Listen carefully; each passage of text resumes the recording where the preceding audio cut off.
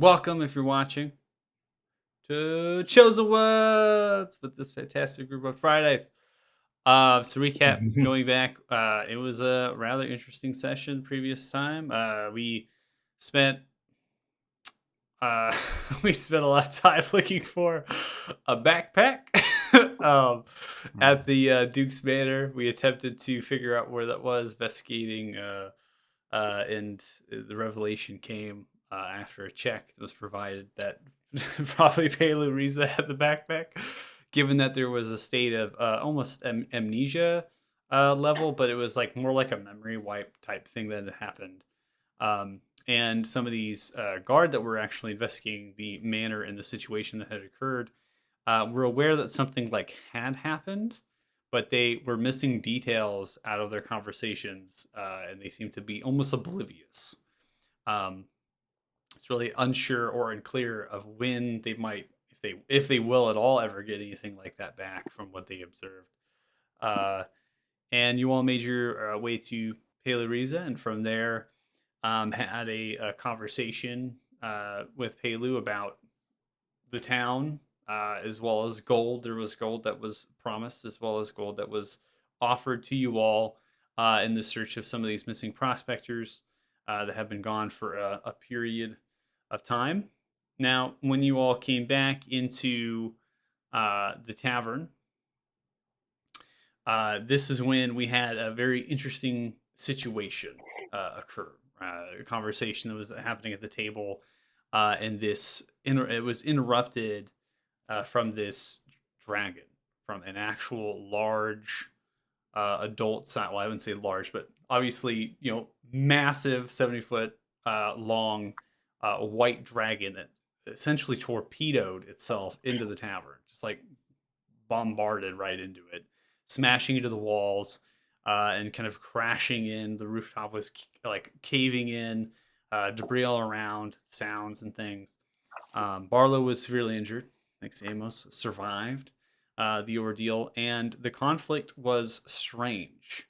This dragon in particular seemed to be protected by a barrier of magic, and this magic was old and ancient. Believe we had a roll kind of given out that this was almost like the essentials of chaos, right? The foundations of magic and the way it was appearing in some of the things was like a raw form, and it was taking the blows, but it was also like kind of, if an arrow was fired at it, like a bolt, right, was fired, it seemed to be grabbing at it and reaching towards it, and this almost of a purple and pink cackling lightning kind of embracing the actual bolt itself and stopping it from penetrate. There was a dispel magic that was sent off, and even with a level 9 spell dispelling that, it seemed that this magic was maybe at will, not necessarily innate, but there seemed to be a force that was channeling the magic still readily. So as you dispelled it, you were able to use the spell and gather a surface area of dispelled, but then it was able to come back too in really rapid time. We're talking like seconds. It was able just to reform itself back in that barrier. The dragon seemed to be here to devour you all. Seemed to be hungry, maybe. It was not really showing too much of anything except for violence, right? It was torpedoed in. It was straight to combat. It was attacking, but it had a fear. There was emotion besides just violence. It was fearing something very particular that was embraced by Helia eventually, and there seemed to be a connection between that and the dragon. Enough that the fear, as well as the suggestion overcoming by Mofdat, was in combination together was enough to get the dragon to fly away, and it simply just left. It went as it kind of took flight, spreading its wings rapidly, pushed itself off. It was a very fast dragon. It's able to move at a great distance. It kind of shot up into the air, and then it began to fly towards the east, right, towards the actual Frostor Mountains, away from Harak, kind of going over the mountains at this point, right, as it kind of flies over and dips down, moving at a high rate of speed. You all have ended the combat. Right, this is where we're going to pick up the session, and you all have observed the tavern and the dragon and about Barlow. What happened to my tavern. And so most of the tables, the destruction, right, of the actual map has occurred. So some of the walling has been removed for fog of war purposes, line of sight. And what you're observing is that the actual like rooftop, which is a kind of a wooden clay tiled roof with these beams and these kind of an open rafters, has just cascaded down inwards, right, from the supporting walls on either side that have been smashed. And so the roof itself is kind of piling down, and bits and pieces of the beams are coming off, but it's more like they were carried with the walls. So there's not too much like at the crash. So none of you all were kind of smacked by debris. It was more or less that things kind of toppled outwards just from the force of it blowing in. It lost the foundation support and toppled outwards. So you're seeing like brick stone, the tables, the rooftops, falling down. Taverns is pretty much destroyed in the common area here, and that's where we're gonna pick it up. Any questions at all? Is the dragon out of sight completely? Yeah. So or is it still flying away? Yeah. So the recap, the best, it's still flying away. You're still in visible range because we did end right at combat, and it's still in visible range. It's flying, like I said, at a great rate of speed, and it's just hauling for the mountains. So it's heading eastwards, away from Harak, gaining an elevation as it's going. So it's flying at an angle as it's gaining upwards, and it's just going for the mountains. And the longer and longer that you watch, the more miles it's going to obtain, depending if you're following it, depending on what you're doing. But it seems to be gaining enough elevation to get over the mountains. So it's going east out of Harak. Correct. So it's flying east out of Harak. It's gaining elevation, and it's at an angle, and it's just going to crest all the way up as high as it can. So what you're kind of gauging is you're seeing the mountains, right? And you're seeing the dragon. You're seeing it's flying away, but you're also seeing the elevation gain, and you're putting two and two together with the height of the mountains and what elevation it's trying to reach. So it's just, that's why it's climbing. Mm-hmm. Right. Okay. Helio will run out of the. This wall is destroyed. Yeah. Correct. Okay, I'll run out, and I'm gonna try and see. I'm gonna try and. What is, I don't know, because Helio doesn't know. But what is in that direction, just out of Harak? What other civilization is out there in that direction? There's nothing. So Harak is an independent. As far as the Frosthorn is concerned, the region, there is only two settlements. There is a town, which is Harak, which is more like a village than a town based on population density. And then you have the city of Othema, which is at the pass of the Frosthorn Valley as it leads outwards, which is not necessarily a pass. It is as it is more of just like a valley that forms, right? So the actual Frosthorn Valley itself is large and encompasses a great area of frozen water and tundra wasteland, so thickets and trees and other sorts of just kind of scapes of ice.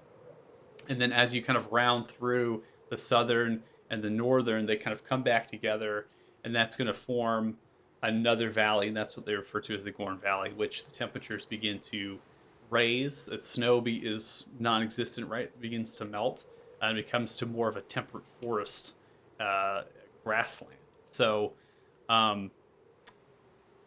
there is no other established humanoid settlement that it is flying to. If it was going to head for if it's going to head for Othema, it'd be heading to the southeast. Okay. Heldia will step back inside the room and say, "We need to go after that dragon." Barlow, I'm so sorry. How your wonderful tavern? How much would it be to fix it? Oh, what? Well, I don't know. I haven't inspected the damages. Like 500 gold? No, what? He pushes past you, goes up to some different pieces of rubble and begins to pick things up. Oh, I put you together with my own hands. Please, Barlow, we have to go. What was that? Hopefully it doesn't come back. Why is the dragon in my tavern? We need.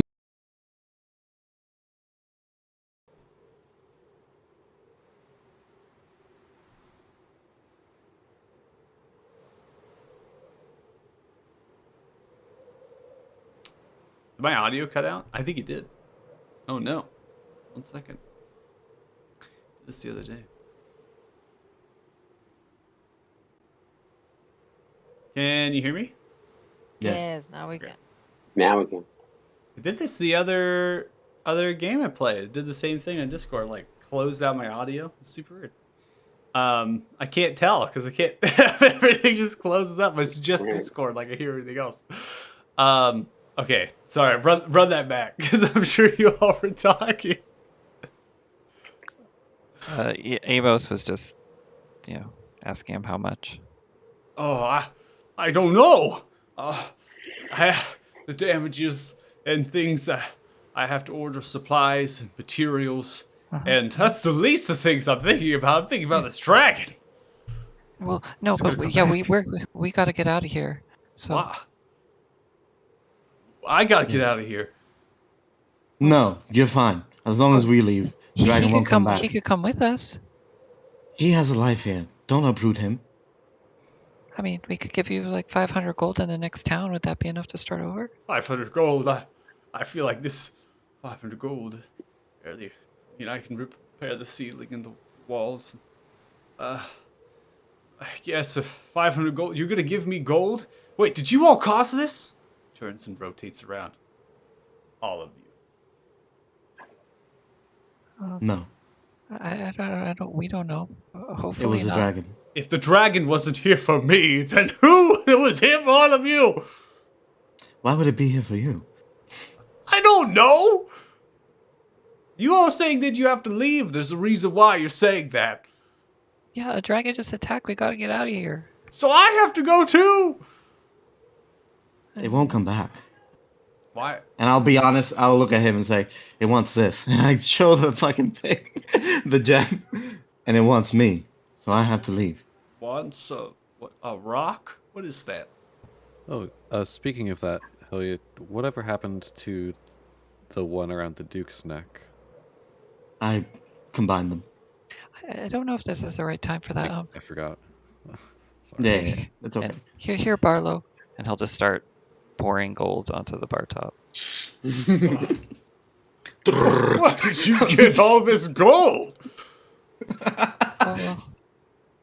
Well, we helped the Duke, so The Duke had this kind of coin? yeah. Oh, he had more. I'm running this kind of tavern in his town? Do you have more coin? Is this all you have? Oh no, do you need more? I don't mean to be a greedy dwarf, but I could make some improvements. Yeah, how much do you need? It's like Well, 1,000 gold? Well, before we do that, let's make sure that we don't refinance this place only to have it destroyed again. I agree. We need to go. Give him what he needs and we have to go now. Oh, okay, well, 1,000 gold then. Call it 1,000. You're all gonna deal. Holy shit. While Here you go, 1,000. while Amos is bartering with Barlow, Moftet's gonna run over to Helia and start just cursory glance looking at wounds. How she's bleeding a little bit from her altercation with the dragon, right? I am barely wounded, according to to Foundry. Well, you took some licks, so Moftet's gonna come over and just start trying to clean the wound, any open wounds, try and maybe bandage them. If it needs it, maybe clean them the way Tabaxi do. That sounds I like don't know what the sure. wounds look like. Roll a medicine check. Are they grievous? And then hell yes, say no if you don't want it.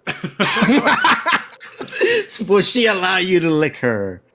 Huh. I don't know that it needs licking just yet. Yeah, For now, I'm roll, just surveying the damage. You know, she's a practical woman. If it's for healing purposes, it's okay. Pretty good medicine check. So most of the wounds on Helia are, superficial to heal. Nothing is debilitating, Right. like broken. There's no wounds that are like just bleeding profusely. Everything seems to be enough that you can just grab some cloth or other bandage, even stuff around Right. probably the rubble of the tavern, scrips and scraps of different linens and things, and probably just be able to wrap up really easily. How much gold did Amos put on the counter? 1,000. Also, I'm not large anymore. I need to. Yeah, Check it I can down. change it big. You're also hovering. Okay. So. Yeah. Are you still hovering? No. Okay. I've descended. The end of last. Sorry, I'm adjusting myself. The end of last session. I want to come here and try to retrieve back some of the gold Okay, well, without them seeing it. thanks so much, Barlow. Oh, I appreciate your gesture, kind boy. How old are you? Oh, I'm 16. 16. Well, you barely got hair on your chin. Well, I appreciate the gold, and if you ever find yourselves back after the winter here, and well, hopefully you'll find this tavern far better than it once was. Oh, yeah, and Mafta might want some milk. I hope that's okay. We can take some milk, but Of I'm gonna course, go get I'll horses. fetch a jug to go. I assume you. And I do want to inquire. What do you all call yourselves, if I might add? If I have a name change of the tavern, maybe I'll put something in your name. Of course. The Duke's demise. No. No, as a name for the tavern. Oh, right. For the tavern, that is not a bad idea. That's not our The name. Dukes of Hazzard. That's not a bad idea for a tavern. It's actually pretty good. But that's horrible for us. So you're trying to move over and take coin? I'm gonna wait until he goes to fetch the milk and try to see how much gold was there and try to get a bit of it because that's too much and Amos has no idea. So I'm gonna try to retrieve back some of his money to slowly give it back to him later. So Barlow is not going to go get the jug. He's going to put the coin in the Oh. sack. So he's going to hop on the counter and go on the other side, and he's going to start grabbing little burlap sacks underneath the counter. Is he whistling a tune? Like, this dragon attack's the best thing that's ever happened to me. Shoveling it in. Oh, he's not whistling it It's too. for the insurance money. He's realizing that obviously this is going to be a lot of work, and the coins come from somewhere. But it almost seems as if this is like owed for dealing with the Duke and the craziness that is, has befallen as of late. You know what I'm saying? So it's kind of like, I'm not owed it. Man's just but, taking his cut. This is He's nice. taking his cut. I don't I'm like enjoying him this. taking advantage of the innocent boy. That doesn't sit well with me. Well, he's not taking So- advantage of Amos. It's Mm. not taking advantage. It's more of Amos saying, "Is this enough?" And then Yeah. Barlow saying, "Well, if I make improvements, right? So that Then was that's the enough. rebuttal. Then Mhm. yeah, if I make improvements, then Yeah. I would like more, right? He's not haggling the boy. I don't No, even need he's to not- inside that to know that. Yeah, he's not haggling or like trying to take more coin. He's just saying, hey, if I make more improvements to the tavern, I can get more. It's almost taking like more of like maybe the reason why Barlow is in this business, right? Being kind of like a trader. 1,000 sounds fair, to be honest. Owner of a tavern no one's actually asked Barlow's backstory, but he does have a backstory. So he has a previous profession and trade. And other We'll things. never know. No, we gotta go. That's it. You don't know what's going on, Helia. You're being cleaned right now. Thank you. No, this So you makes us stakeholders in this tavern, right? Well, I mean, of course, you could come back and stay anytime for free and free food and drink. He wants Yes, a cut of the profit. only a moderate cut for our investment. A cut of profit? What are you talking about? We're part. Well, How much money do you think this tavern makes? Let's be real. so we won't be taking that much from you. Are you? What is happening? Where's the boy? Where are the? He's outside. No, I'm the financial advisor of the Look, group. I You're don't- talking to me about business.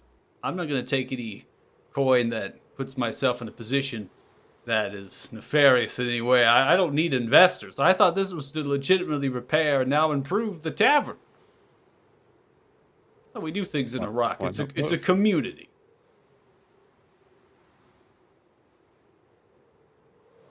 Fair enough.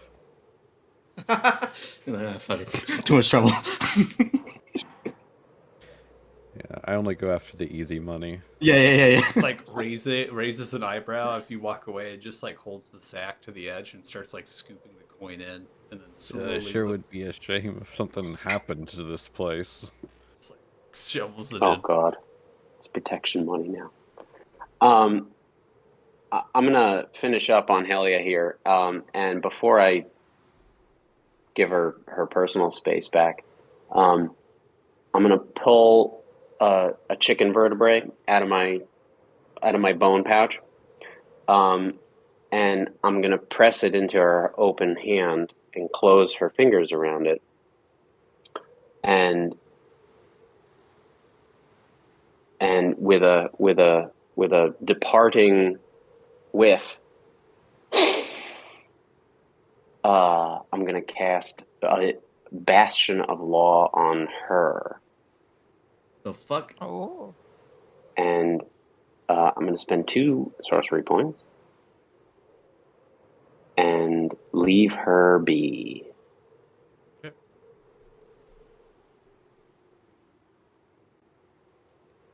I don't believe there's like a visible thing that happens. It's just No.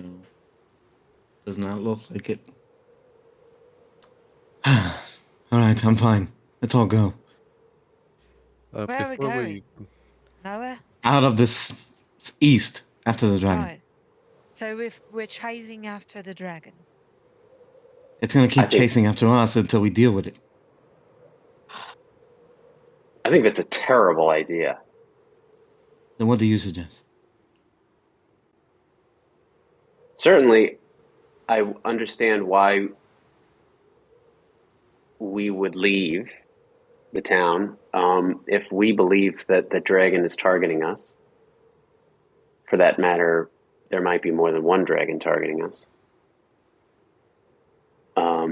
I wouldn't want to put innocents in harm's way due to our presence. So I understand why we would leave the town, but if the dragon is going where I think it's going, then following the dragon might be a terrible idea. We couldn't handle one dragon. and we If that dragon's definitely- going back to a group of dragons, or even just one more dragon, then I can't help but believe we'd be hopelessly outmatched. and we don't want to fight it on its turf. Right. I think we should move. I've come to agree that staying here is probably a bad idea, poisonous for the people that live here. And but to where I don't know where. I don't know where we Maybe- are even. I'll look at Barlow. yeah. What's the nearest city? Well, that would be the fine city of Othim. Then we go there. They have high walls. They'll be more protected, and we need help from someone. It's a Do they defensible have city. libraries there? Well, not necessarily like a actual grand or a traditional library. See, the city of Othima is built around something very holy to those that worship Palor. It's known as the Sun Tree. Oh, All right. It was started off as a small outpost that was built around the tree to make pilgrimage and for people to migrate to it across from Arthuria that believed in Palor and believed in this tree. And after that, it started to be built around to a fort, protected further, and then a town, and then a city.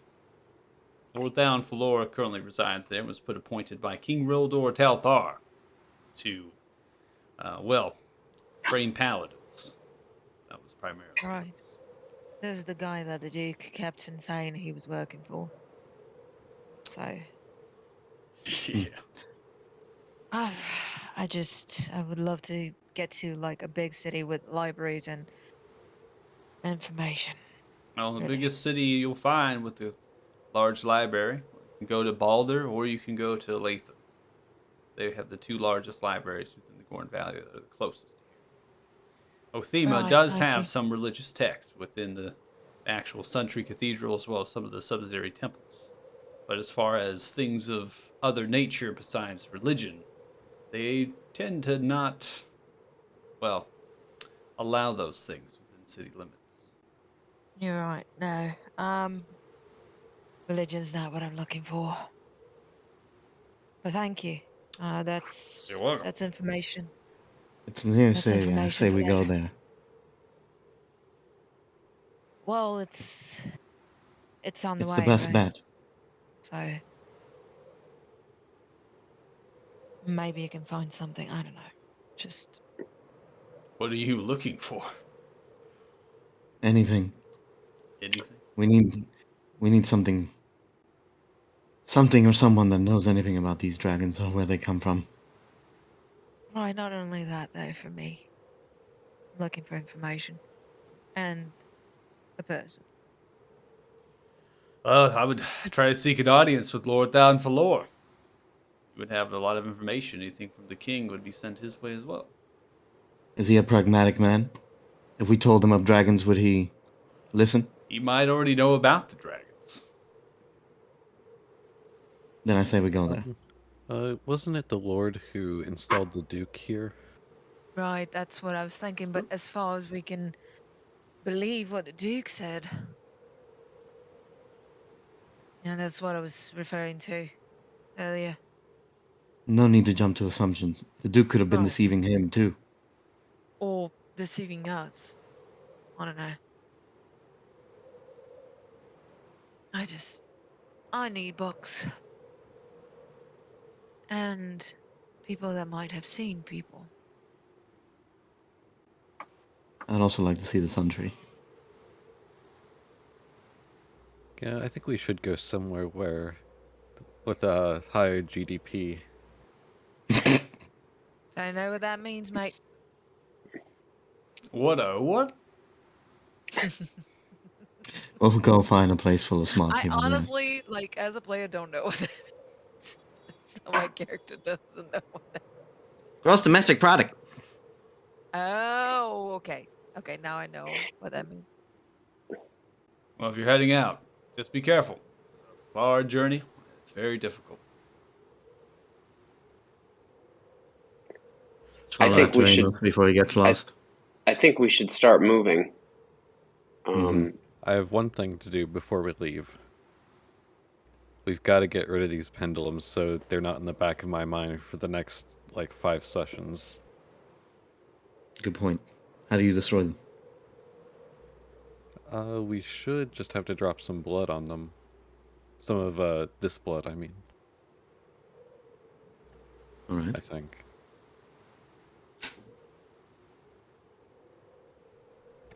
Arlo begins to haul the coin into the kitchen. Slowly shuts the door. Well, whatever you're gonna do.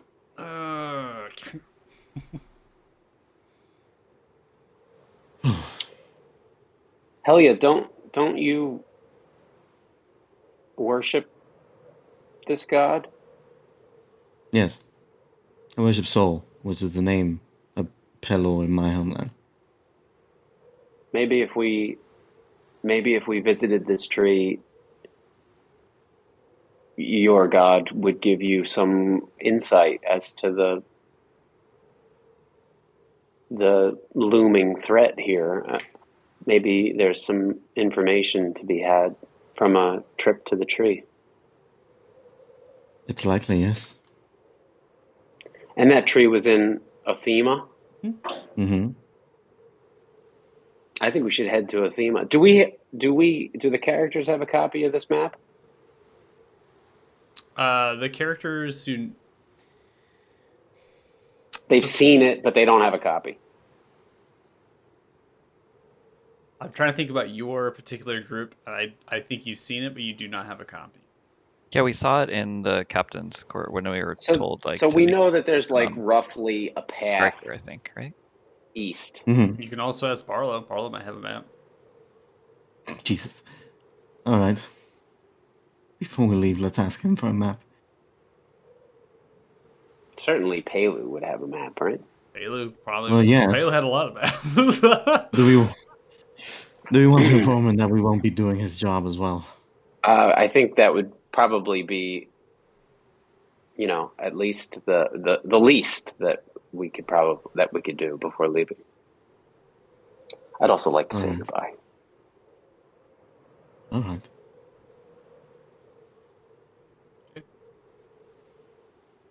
So you all are leaving for Pelu's? Mm-hmm. Well, Amos ran off to get the horses, so. Okay. We'll wait for Amos. So it's on the town village map. Okay, so Amos, you get to the stables. Let's see. Yeah. Okay. So the stables are currently rather much more full. It seems like other sorts of like traders or hunters type have actually brought in more mountain goats that are a bit bulkier, kind of wild and whatnot. They're kind of ramming themselves into different things inside of the small pens that they've constructed in the kind of open shelter area of the actual stables. So you're able to find the horses that are in there that you've all have rode for this far in this journey. You're able to get them. Saddlebags are there as well as saddles. So you're able to saddle them up and put bags on them. But you do have to do that in your time and feed them and whatnot. So getting grain is not necessarily like a lot of it there. So you're able to find maybe like 3 or 4 days worth of grain for the horses in total, right? So if you're all on each of your own horse, that would be times that multiplier, right? So 18 to 24 bags of grain. He's not worried about food because he can make food for horses. Okay. So. Okay. So working on the saddles, working on getting them ready to go. Probably just say at that point, party kind of passes by along the actual street, given that the dirt rock covered road has been entrenched, it's pushed off to the sides, and there's a little bit of a path that kind of zigs just a little bit towards the stables, which again is like a stone, slightly open with a straw kind of wooden thatched rooftop with pens and different things. Again, very communal.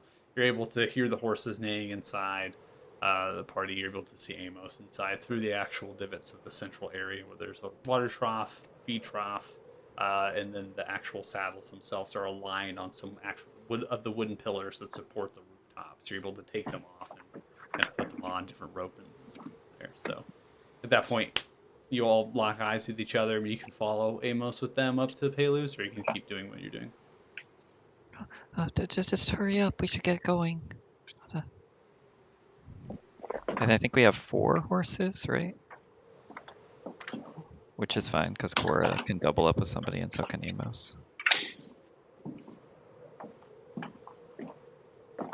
Yeah, I think 4 horses. And I think you two were doubling up, right? You and Cora. Yeah, the 2 of us were with other people. Yeah, what I guess I'm trying to get at is that there are more horses now than the 4 that are in there. So you have enough horses to pick from. Oh, so they'll just give us horses? There's nobody stopping you. That's what I'm getting at. So These are ours traders, now. hunters, things like that, they'll put the horses in here. So you're like, you're not, for the time that you're taking horses, something to make a point of, you've kind of been borrowing horses, right? You've just been taking a horse out. Well, no, because we got Horse horses thieves. from the cultists. Those were Yeah. our horses. Yeah. Exactly. So And we have the but Duke's those horse. horses come from probably, right? So that's what I'm insinuating is like So that's in a similar fashion as if the cultists got horses. So the By the way, stable itself is what's up? what's the commotion around the city? Considering the tavern just got annihilated. Yeah, so I mean it's I was wondering if he was looking around. Y'all are so tunneled Yeah. into what you so No, yeah, I want to see what's commotion. happening. So the traders, obviously, the market square is like super close to the tavern, right? So they're all like right They all saw now that. freaking out. So a lot of them are like hiding still. Some of them are actually putting things into their wagons right now. Many Okay. are like So getting ready to go. Yeah. so it's presumed that we're not just casually walking at a slow pace towards Pelu. And you do you. Amos ran to the stables. Yeah, Yeah, no, I think you we're can. gonna be running. Yeah, you can run if you'd like. Yeah. The guard, I was right? just trying to set the tone because it's like Yeah, you can see some of the guard are kind of funneling through the stone hovels, right? So they're kind of moving through in different angles, headed in the direction of the tavern, right? And they're almost like looking up and kind of moving around. People are like touching them and almost like shouting at them, right? Like, what happened? What's going on? And did you see that thing, right? That's almost like the interpretation what you're getting. Some of the actual goats, right, because of their ramming and their whatnot, they are not nearly as frightened as they should be. Some of the newer ones that have been brought in, they're like kind of like, oh, that happened, and there's this big thing flying, right? But they're like man, these goats are hardcore. yeah, so they're like hardcore goats caught up in the mountains, like mountain goats. I see a dragon every day. The horses themselves, and something to note is that the horses, the 4 horses, are also quite tame. They don't seem to be spooked by what had just happened. Good. So yeah, well, as we go to the stable, I'll inform Amos that we're going to Pelu to get the map, and then we're out of here. Oh, And inform him that see if he we has any can't take his guidance. job. Okay. Okay. All right. All right, so you all run past, headed for. Buy any that he has. Money for diamonds. I'll pay for some diamonds. I have a shit ton of money. All right, so you get to the field house. I won't go into another description. I think we know what it kind of looks like, but if you need refreshers, let me know. So most of the miners and the folk right now are inside the actual mine. So much of the actual population of the town is inside of the mine currently. So about 2:30 p.m. Again, overcast, slightly snowing at this point. It's getting heavier and heavier as the afternoon to evening progresses. You get up to the door of the staircase. There is voices coming from inside. It sounds like a kind of maybe a gruff, older voice speaking. There is a smaller voice also coming from, and then there is kind of a more of a light, airy voice, a little bit more like methodical talking, and you're kind of just like running up and you're stopping and you're listening for it for a brief second. And at that point, you can turn into maybe knocking or just going inside. Yeah, she practically ignores the voices and just like bong bong bong against the door. You hear pitter patter footsteps, and you see Taylor raises slowly opens the door, and kind of looks at all of you, and raises like an eyebrow. I do want to remind you that it does take like a good distance to get to the actual mine, right, from the village. So there is a distance there. And so Pelu seems to be like, what's going on? Has like a chapeau tucked in with a feather. I look to Maftet to take the lead on this. Absolutely. I reach out to grab Helia's hand as I pass her, and I'll greet Pelu with an intimate embrace, a whiff, a sniff, something like a kiss. No, don't stay out in the cold. Foon, come on in. We cannot. I trust me. There's very little else I would enjoy more than coming to spend some more time with you.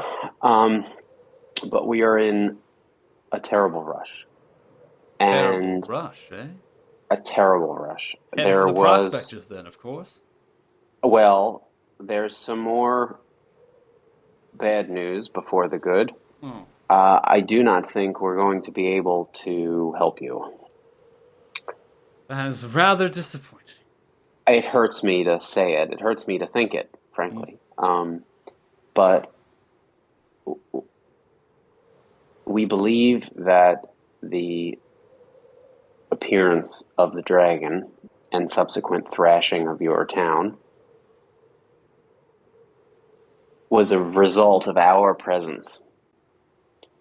It has become reasonably clear that the dragon wants us. And the longer we stay here, the more danger we put you and your people in. Until we unravel this, I fear that the safest thing for us and you is to go our separate ways. All right then. Well, I guess suppose the coin from the Duke will go a long way. And, I regret to leave you high and dry, as it were, but I have one last favor to ask. Maybe two favors. But the first one is that we don't know where we are. Oh. And it would be extraordinarily helpful if you had a map of the area, maybe surrounding area, maybe the continent, and maybe a compass or just point in a direction. I'm sure we could probably use the sun to guide us the rest of the way. What do I get in return? Moftet will pull his hood down and lean into Pelu's ear and whisper just the most vile, disgusting, reprehensible acts of debauched kind of not just interspecies, but intergender, sexual, recreational. Going deep here. Holy shit! At the end of it, you see a kind of a smile. Well, if we survive that, Before you go, moves over to the desk and kind of unravels, grabs the key, goes into some of the actual shelving, and then kind of pushes against some of the back of the shelving, kind of makes the key into a small groove, and then undoes it and kind of grabs up some paperwork and different things that are inside. Seems to be like a makeshift safe that's built into the stone wall, and kind of takes it out, kind of wraps it, walks it over. Here is one of my finest maps I have of Arthuria. It is up to date, and it will aid you well. And not necessarily a compass, but this stone will help guide you in the direction of north and south, and west and east. Gives it within whoever takes it, probably you, Moff, that. And at the end of it, as they're handing it to you, and then, would you purr for me? Absolutely. Are we all there? Are we all there witnessing this? You all are outside. Okay. You don't have to be witnessing it. They're at the doorway. No, because that would be crazy. I have to go in there because I have to ask for diamonds, so I'm right next to it. Tell you, you're like next to it at the doorway. I pull him in and I chuff as vibrantly as I can. I'm not entirely sure my purr ability, but I will tickle his little ears off. Tickle the little ears. I would have gone in afterwards, like a little later, because I did want to ask Pelu one thing. But it can be after the purring.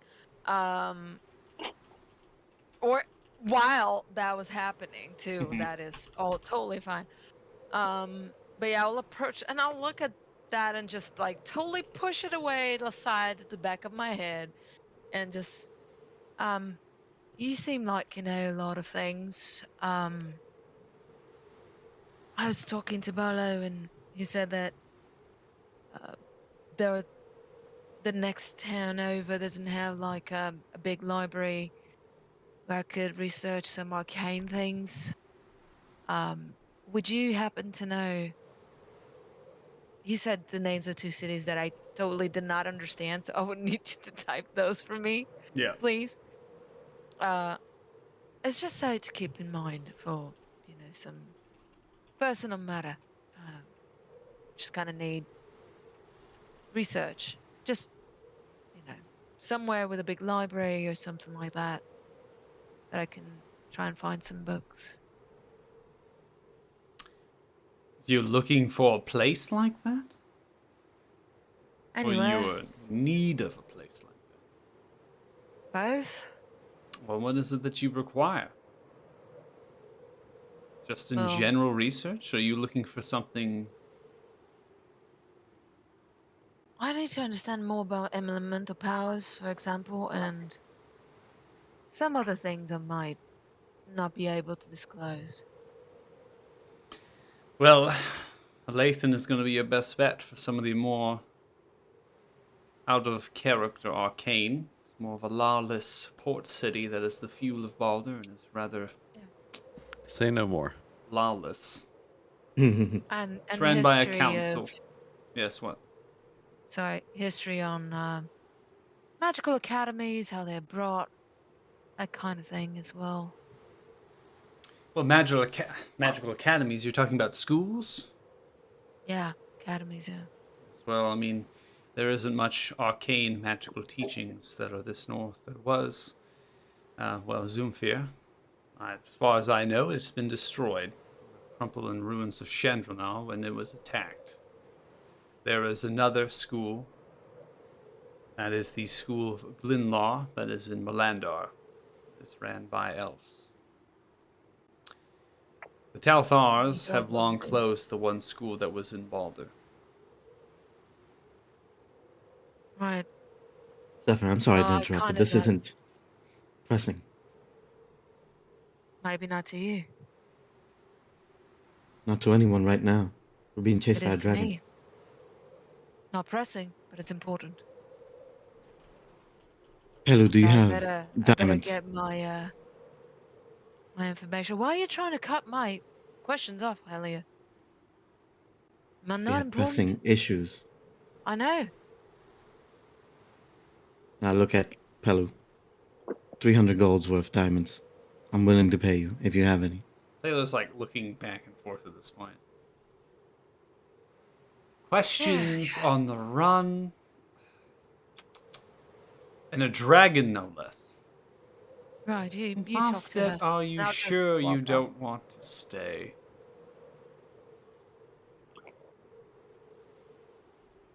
Trust me, I would love to stay. And I mean that. But right now we need answers that I don't think are available here. And the longer we delay our departure, the closer we bring you and everyone around us to harm and ruin. And although it would give me great pleasure to stay, and I'll wrap my tail around his wrist, it would give me great pain to witness tragedy as a result of our not leaving when it was time to leave. So I have to insist that we leave now, sooner rather than later. All right, well, more than welcome to answer your questions from that one. Seems to be quite interested. And her diamonds, I do have several I can provide. You said upwards of 300 gold in value. Mm-hmm. How many do you need of that value? How many do you want, Amos? Because I have money. Like crazy. He's not there, but he said get as many diamonds as you can. Oof. Okay. Let me do some quick maths. Uh, We shouldn't have just divided killed by Well, Palu. 3. We could have been rich. This guy's apparently loaded. while she does that, I'll say, "Thank you, Pele, Pele, for the information. I'll leave you," and I'll just turn and wait outside. I'll pay you. I'll pay you for. Let me see. For 300. 300. Mm-hmm. All right. Goes Yeah, to it's the 1200 gold. wardrobe, I got that. begins to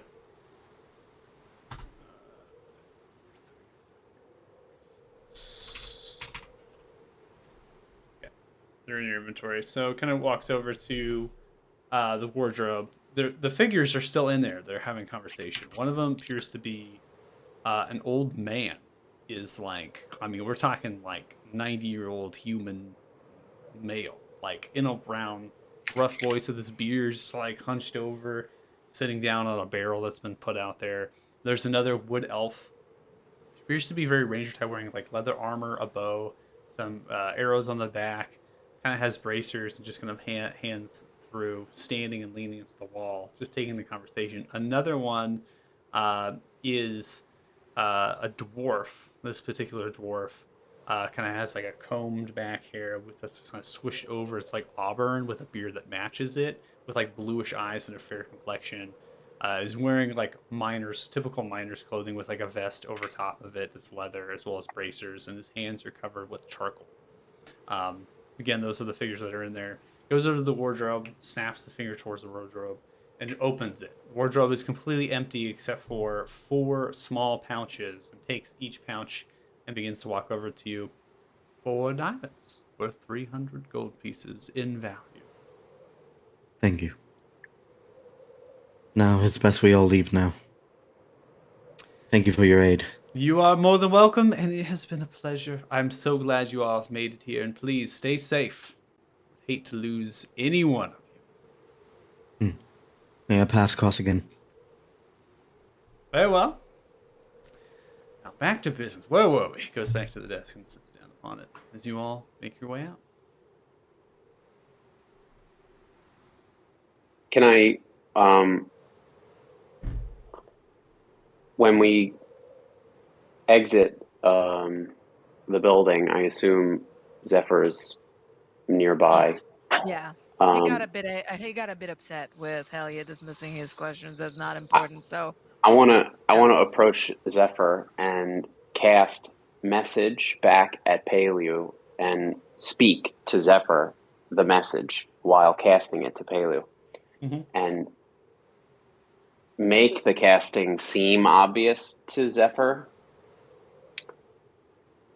and ask, where would you start looking if you were looking for information on elemental schools of magic? it's more like elemental creatures, really. And it's just one of the things.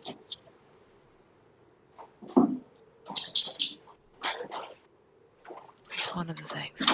Okay, so you're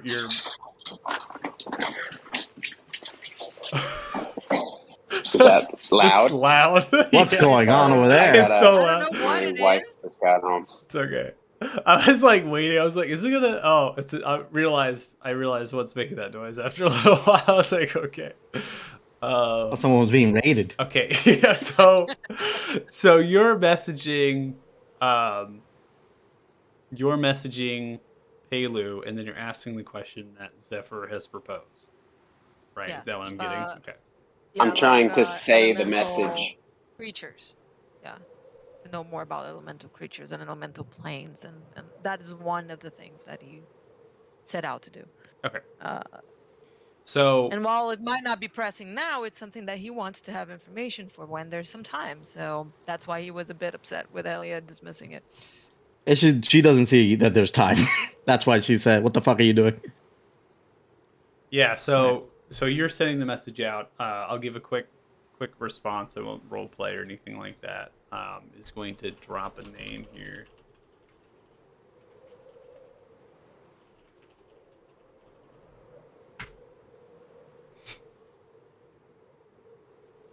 refers to this character as Headmaster Porig in Jin. Okay. I'll repeat that out loud to Zephyr as it comes in. Thank you. I know it might seem that we don't have time, but just because we're running for our dragon doesn't mean that I will stop thinking about it.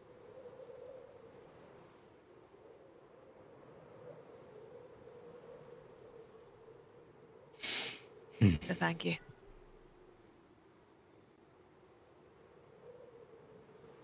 All right. Well, Anything you need, just ask, and I'm sure that we can accommodate it on the run. Just I don't want to divert anyone from whatever it is that we're doing, if we even know what we're doing, but eventually so I'd love to have some more information about that. yeah, so Moftet, you now have a map. So I kind of give you a map. So how, obviously you can just get generic information off of the actual map that's been put up that you can access, right, on the actual maps. But the map is designed as a tool, so it kind of links towards cartographers. So if you attempt it, it's an intelligence-based roll. And then if you're proficient with cartographer's tool, you will be proficient in this. And it's literally a roll, like a skill check. So if you're looking for geography positions or things, because the map itself is quite detailed in some of the kind of schematics of elevation and other descriptions and things that this map in particular is providing.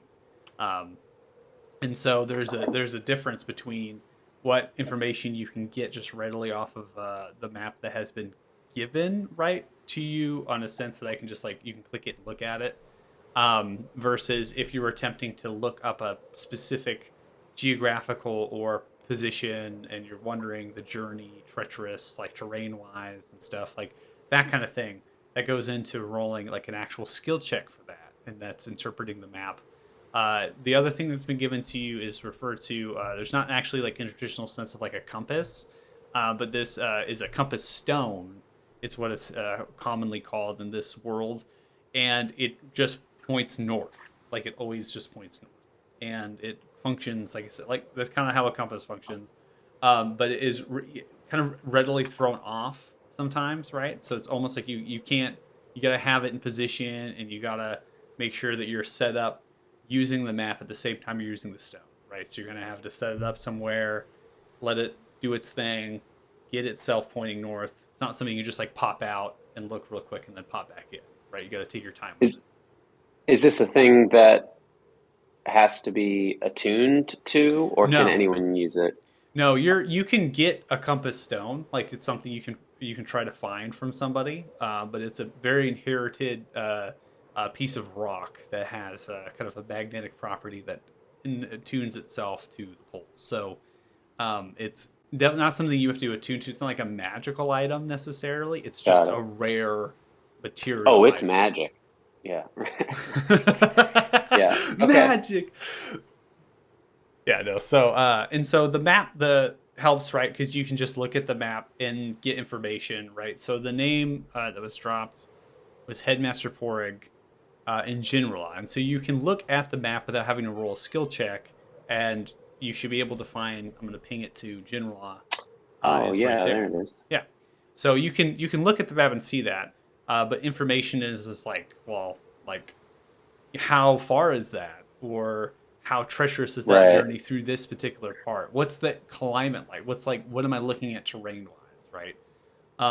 That you have to interpret from the map, and you have to get that skill check in.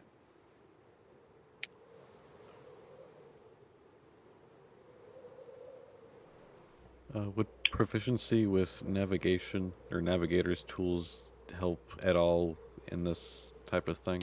Yeah, so navigator's tools and cartographers, they share very similar with this tool. So if you are proficient with navigators, you would be proficient with the map.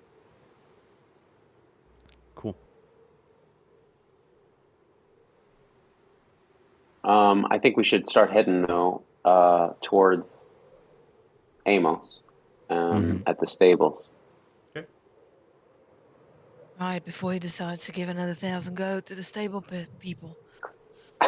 Well, he's going to run out at some point, so I don't think that we have to worry about that forever. But yes, you Right. might be right. It's something to worry about for now. Not that I don't think that he's doing a good thing by, helping people, but that boy has no clue. I don't know what he's doing out here. I worry about him. I worry about him. Okay. Let's just go. So you all head to the stables at this point, Amos. Given time-wise, we'll put it about 3 o'clock. Plenty of time for you to get these horses ready to go for the journey. I hand him his diamonds. Okay. Oh, great. Thank you. That should be enough. I guess. Were they expensive? Yes, but I had the gold. It's fine. Well, hopefully I don't have to use them. All right, we're heading towards. Give me the name of the city again. The nearest one. Othema. Athema. We're heading towards Athema. Once we're there, we'll try and talk to this Duke. I think we can make it to the cultists tonight, and we can camp out there inside. It'll be warmer. Good point. All right, and I get on my horse. Okay. So, Cora, where do you plan on destroying the things? Well, I might try to do it away from any buildings, but I'd like to do it as soon as possible, like on the edge of town. Right, Sounds and good. you know this is going to work? Or are we just hoping? I got the information from a reliable source. Alright. Then we need to figure out, maybe in this town we can figure out more about this, the stones and the dragons and all of that, but it would be wise to try and understand if the ruler, I don't think he's a duke, right? The one, because the duke was in this city and the duke was working for this guy that you said the name, and I am horrible with names. Well, he's not so important to explain again. Reiterate. So Lord Downfalor has been put in place by King Reldor Telthar to oversee the Frosthorn region. Okay. Okay, so materials, particularly ore, were required to make weapons and armor. In high demand, the rock mine is one of the mines that Telthars have control over to extract iron ore from. So to expedite the process and to make sure things are actually working as intended, which is putting a governmental figure that aligns themselves right to the Talthars, they instilled a duke to Hurak to make sure those things were happening. Got it. Right, quotas were met. So, Yep. so and the duke said that he was like working for and contact with Lord Tonfalor. Yeah. So the Duke Umrinarillo would be point of contact would be Lord Thalfalor, which was because Lord Thalfalor appointed Umrinarillo to that position, and then the actual ore itself goes to Othema by land. Yeah, I had all of that written until I deleted the wrong notes and I lost all my notes since day one. I'm very sad. I will I also had his name state, written down, but Amos, you did mention, the cultists like staying there, right? That is going to take you off the road, the actual path that takes you to the path. So there is some mileage distance that you'll have to go off the road to get to there. Well, right, but we've been there twice now, so I think we feel pretty confident about. I mean, unless we want to sleep in the cold longer than we have to, like it's already pretty late, so it is. And it'd be hard for a dragon to attack that place, so And even if it does, there's no innocent people there. So that's Amos's idea. But I mean, if somebody else wants to, we Oh, it can makes just go on sense. the road. We have no wizard with a tiny hut, so we can't really camp outside. So I think it's the best option. That is patently untrue. I do have tiny hut. Yeah, Wow. bards get it. Wow. Oh, Why you're didn't you there. speak I up? haven't heard you. I thought you were not here. It's on a caffeine detox today. Ah. Hmm. He's here. Do you have Tiny Hut prepared, Anthem? Let me check. He's a bard, so, and it's a ritual anyway. I think it's ritual, no? Yeah. But he's a Yeah, bard, but so Yeah. like he always has all his spells anyway. he has to have it on because bards don't prepare spells; they pick it. Yeah, so he they has to have choose. picked it. My specific subclass, for some reason, it's adding a prepared spells counter on the bottom of my character sheet, and apparently my subclass is a carryover from a previous edition that had to prepare or something like that. I don't understand it, but I think it's a glitch. I mean, it doesn't. That's just for your tracking. Like, Yeah, it always has like prepared spells on there. There's no way to differentiate between like spellcasting classes yet, for like if they have to prepare spells or if they don't, versus like how the character sheet gets that information. So you have it ready to go. So yeah, I mean, you don't necessarily, you could stay in the hut. We just don't know unless he says something about it because we've never seen that. So Yeah, in character, you guys probably wouldn't know. Sorry, it's been a really fucking long week, and I'm not doing all that well. But figured I didn't want to end the session by not showing up. So Anthem has been pretty much just shell shocked the entire time, and anytime we stop or slow down anywhere, he's just sat down with his hands on his head and stared into the ground and into the gray space, trying to process being in shock. And kind of how I'm gaming, feeling like shit. Okay. If you do step away, Shale, you can. Okay. Going to the edge of town. Destroy these pendulums. Okay. Just going out the edge, get on the horseback, right? Getting going. So you're just taking the 4 horses then, or did you saddle up additional ones? I think 4 is fine. 4 horses is. All right, I'm gonna go ahead and just activate the actual content map at this point. I'm going to transition to theater of mind depending on what happens where we go. So,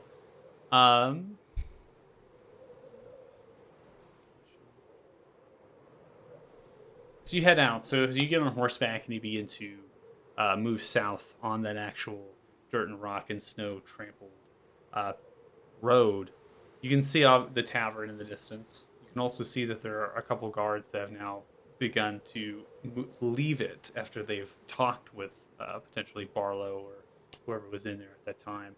They're also talking to some of the different people in the actual market area. So they're asking questions. There's some that are kind of like looking outwards, like looking at the roof. You know, it's just kind of now they've navigated away from the manor towards here, and they're just kind of looking. So as you approach, they kind of stop and look towards your direction as you're on horseback, as you begin to move out, and they kind of shake their heads and don't seem to stop you or ask you any additional questions.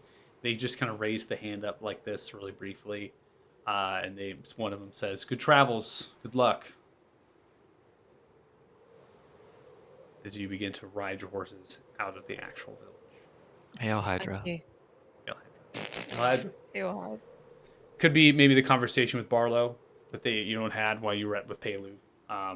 Conversation that you all were intending to get out of town, and that this had happened, and maybe Barlow spoke in your behalf, right? So as you all make your way out, you're kind of at the edge of town. You can see that you're gaining some elevation as you go, right? It's obviously gradual, but you're coming closer and closer to the actual mountains as they are kind of upscaping themselves. And then there's a slight drop and a dip, almost like a crevice that forms at that point. And that's what's called the Frosthorn Pass. That is what this path that's slightly entrenched from traders and wagons that have come through here in the past.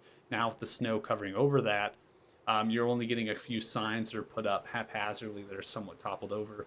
And you have gone this direction before when you were investigating what the Duke had required And so you get to the edge, not quite to that area where the ambush had occurred.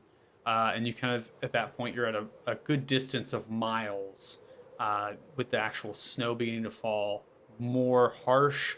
You can't see the town anymore. So the actual snow itself is getting more difficult. And so you're kind of looking towards the town. Now it's too far in the distance. With the heavy snow, you are in full concealment. And it feels like that might be a good time to stop real quick, get off, and do whatever it is you want to do. So if I remember correctly, you just have to take that vial of blood and like just drop a drop of it on both of these pendulums. Is that accurate? Yeah, I mean there wasn't particular like crazy instructions. It was pretty much just pour my blood on the pendulums and they will be destroyed. Okay, I'll do that. Okay. So you start with one and you give a few drops of blood. You can see it's almost like acid upon the material. It kind of comes outwards and just kind of falls, and the steam kind of pulls from it. And it's almost like absorbing the material for a brief moment as it begins to vaporize away. And the more blood you pour in, the more it's becoming vaporized away. And eventually it just kind of slogs into a pool of blood that's acidic and acid and begins to turn to that copper like bronze material coloration and begins to just completely vaporize out, disappear from existence. Wow. Well, one down. Okay. You do the other one in a similar fashion. It's almost identical to that. You can almost feel like you're at the end of the blood as you begin to pour the rest of them. And it's as if you used all of the blood for both of them. You get to almost a few drops and there's not much left. And you kind of hold it there for a brief moment and you just kind of shake the rest out. They all fall too. And it goes away just like the first one did. Now that vial is completely empty and there are no traces of blood. It seems that the blood when it was coming out had some sort of cohesive factor to itself and it completely pulled away from the actual glass. So it's just a completely empty, clear vial. Right, that seemed to have worked. That's good. Hopefully, it worked. This is so fucking weird. Hopefully we don't hear anything from Tamaruk anytime soon. Or, anyone trying to become his vessel or something. Because the blood disappearing doesn't make me comfortable, but at least, the things are destroyed, at least that. Let's hope it stays. Well, alright, let's keep moving before we all freeze. By the way, I've given my winter coat to whoever in this party is the least used to this atmosphere. Probably someone from a more temperate climate, so they can have 2 cloaks, because I don't need it. Oh yeah, because you're resistant. It's probably Zephyr or Moftet, whoever gets my extra cloak. I have a constant breeze around me. I don't think the snow is a good thing, because it keeps me cold. It's like wind chill all the time. Yeah, but she's riding bare-armed against the wind. That's new. What's new? You don't need your coat anymore? No. Is that what happened with the stone? The stone gives me resistance or immunity to the cold. Right. Well, at least your stone is talking to you. Mine is being a bitch. That's something I want to come and say. Maybe we should lay off speaking to these stones if they're going to bring more dragons towards us. How do you suggest we figure out what's going on with the stones if we don't speak to the stones? I didn't get a chance to do mine. You all got to speak to yours. Right. I didn't. I just saw a vision of a castle in the middle of marsh, swampland, or something like that. I don't count that as speaking. It was a very brief vision. Maybe You might be we can right. wait till we get to the city before we do any stone stuff. You might be right, Zephyr, Cora. damned if we do, damned if we don't. I don't know until we know more from someone who has actually heard of these. Well, what if you're turning into a dragon, Helia? She gets a sort of like fiery look in her eyes, like deep down she doesn't you can clear, because you're a wisdom character, so you can clearly just from insight tell that she's deep down she's pretty much saying that would be cool as fuck. But she's not expressing that outwardly, just sort of like in her eyes.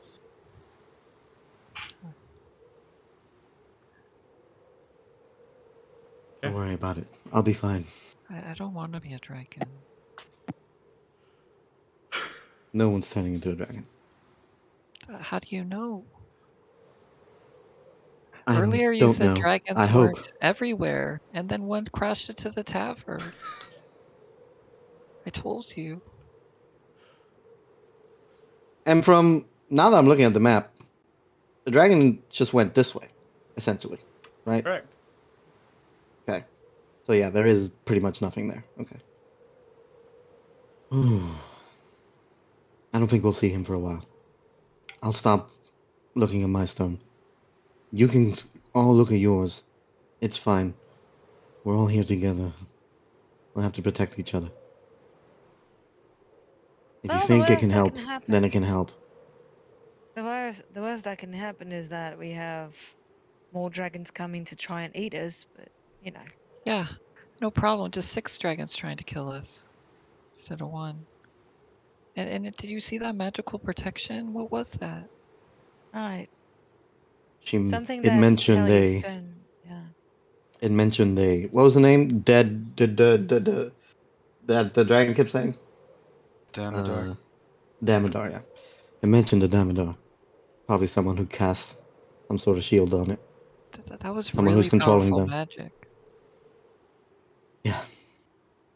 Well, her stone seemed to do something about it, so you might want to keep that in mind.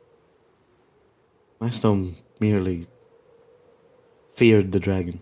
It didn't do anything to the shield. Yeah, did you scare it away? That's why it left? The stone did. Oh. I thought the stone had done something to the dragon. No. Yeah, it ran away. It just scared the dragon. No, just like. Didn't it do something to the shield, or just No. scared it? Just scared it. Moftet's gonna walk over and raise up Helia's arm like a prize boxer after a fight, and start shouting, the Helia, the terror of dragons.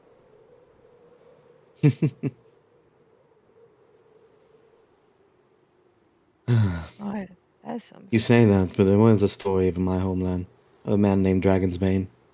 Used to be a dragon slayer. So then you should know all about how to handle dragons. No. It's just stories, myths.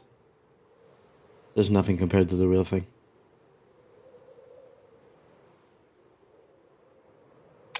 You seemed pretty capable. I was angry. I wanted to fight it. Know why it wanted us. Why it was being controlled. I would have flown on its back if I didn't control myself.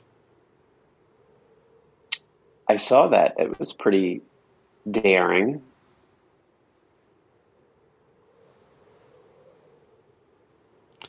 I came to this land to find something on my god.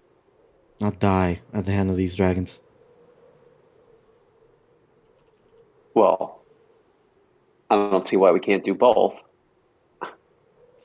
What were you looking for in particular? I don't know. It's a sign. Something. A destiny. I merely just have faith that something will show itself. As you say the word destiny, Anthem scoffs very loudly for the first time.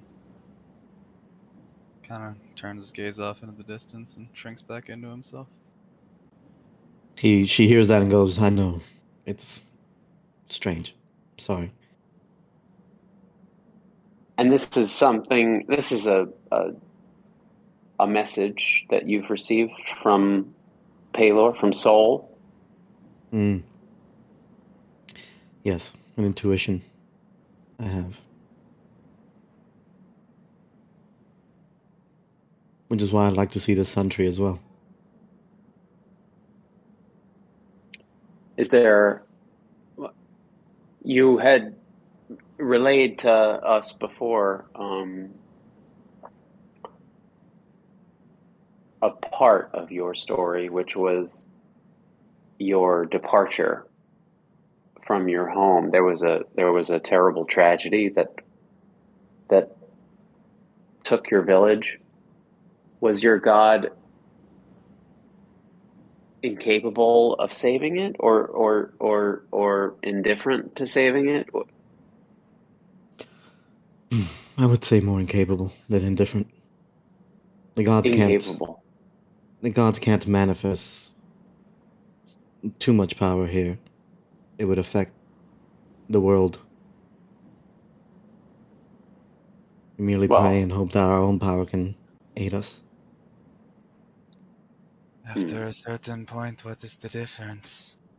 Incapable, uncaring, apathy, or a lack of power? The end effect is the same. The gods turn a blind eye and avert their gaze from us in the moments of our need, more often than not. And then, when we have plenty, we are expected to give plenty. But I believe that the only reason I survived is because of his blessing. Anthem takes a moment and looks at Amos and thinks very carefully before saying what he's about to say, but he decides to forge forward with it anyway because his endless bounds of positivity are definitely marred at the moment. I have never been able to tell the difference between one who was a god's blessed and a god's pawn in a bigger chess game. It is hard to distinguish. Must be nice. I mean, any connection to the gods at all, I consider a blessing. I'm happy to be a pawn. I mean, Elmader's teachings, it's all about helping others, easing their suffering. He himself suffers, so that others may be happy and healed. That's an interesting question. What are the tenets of your god, Helia? Give me a second while the player looks it up.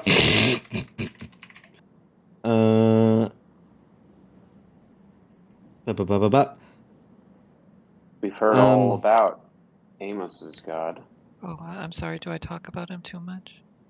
No, kid, you do fine. He's always looking for more followers. If you're interested. Oh, really? Of course. There's no noble a cause than helping others, right? What I know of Soul is simple. He is a god of life and light. He gives us all the power to move and fight against darkness. In my homeland, we attribute aspects of war to him, but not brutal, murderous war, but the art of war, strategy, wisdom in war. But that's probably a difference from here than there. He's also the father of my people and the giants that we descend from in our lore.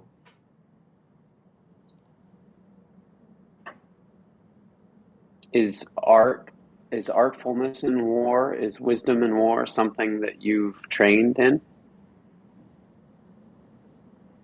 I would say so. But I'm not the best at wise decisions, as much as I try to be.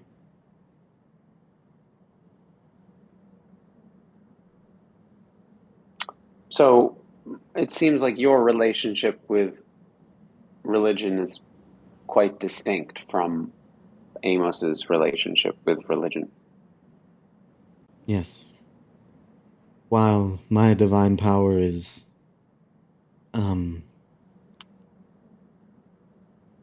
strange, it's different than Amos.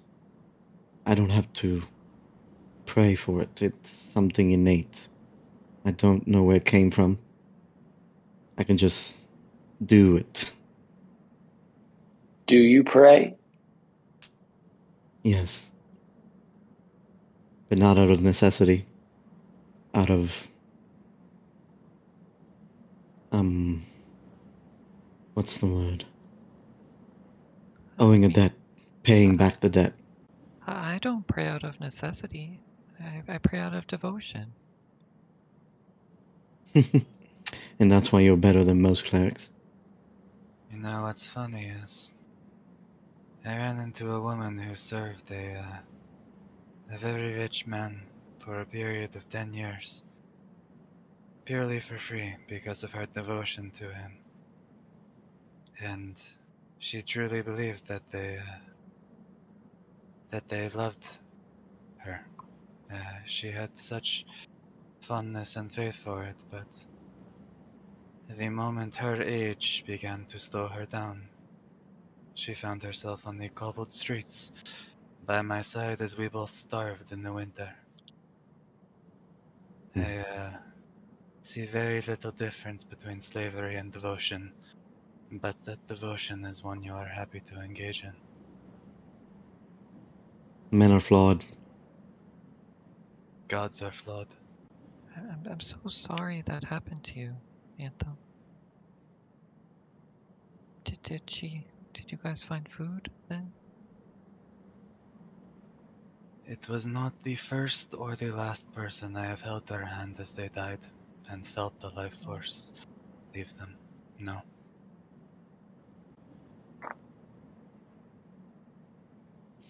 I can commiserate with that. I'm sorry that happened. See, She that's grips Have you ever the reins tighter. have you ever spoken to your god before? Helia? Once, when I was a girl, the farseer of our village, the one who spoke to the sun, as we called it, she was overtaken by a divine force, and a voice came from her mouth that was not hers. The voice of Saul, warning us of an impending doom. That's the closest I've gotten.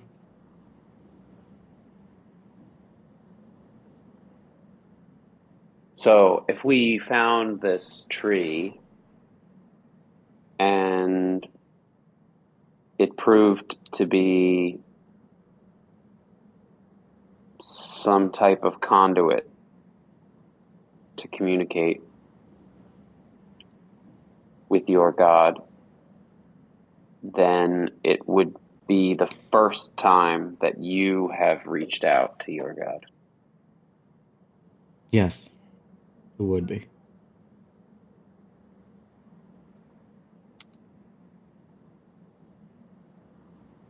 Do you want to practice? I know what I would say to him if I ever had the chance. No need for practice. Thanks for the thought, though. Sometimes I find that when I do things for the first time, it can be quite nerve-wracking. I find it helpful to practice. Well, I'm sure you succeed at everything you try the first time. You're the chosen one. Well, not everybody's like I am.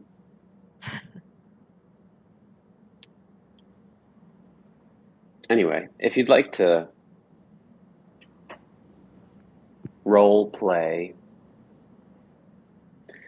the conversation with your god, I'd be happy to play him for you. mean, I would Mafdet love is to see kind of your interpretation of Pelor. he's I kind of like a can. demigod, I guess. I'm sure I could do a sufficient facsimile.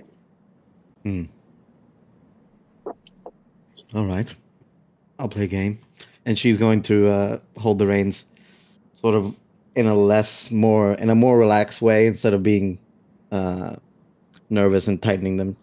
She sort of leans back on the saddle a little bit, looks over to you and says, "Oh, great Lord of the Sun, why have you bestowed upon me your gifts and your power of divine right?"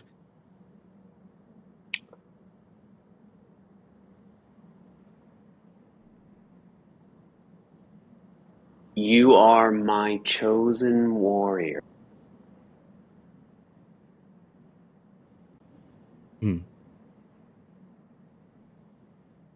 And for what purpose am I your warrior?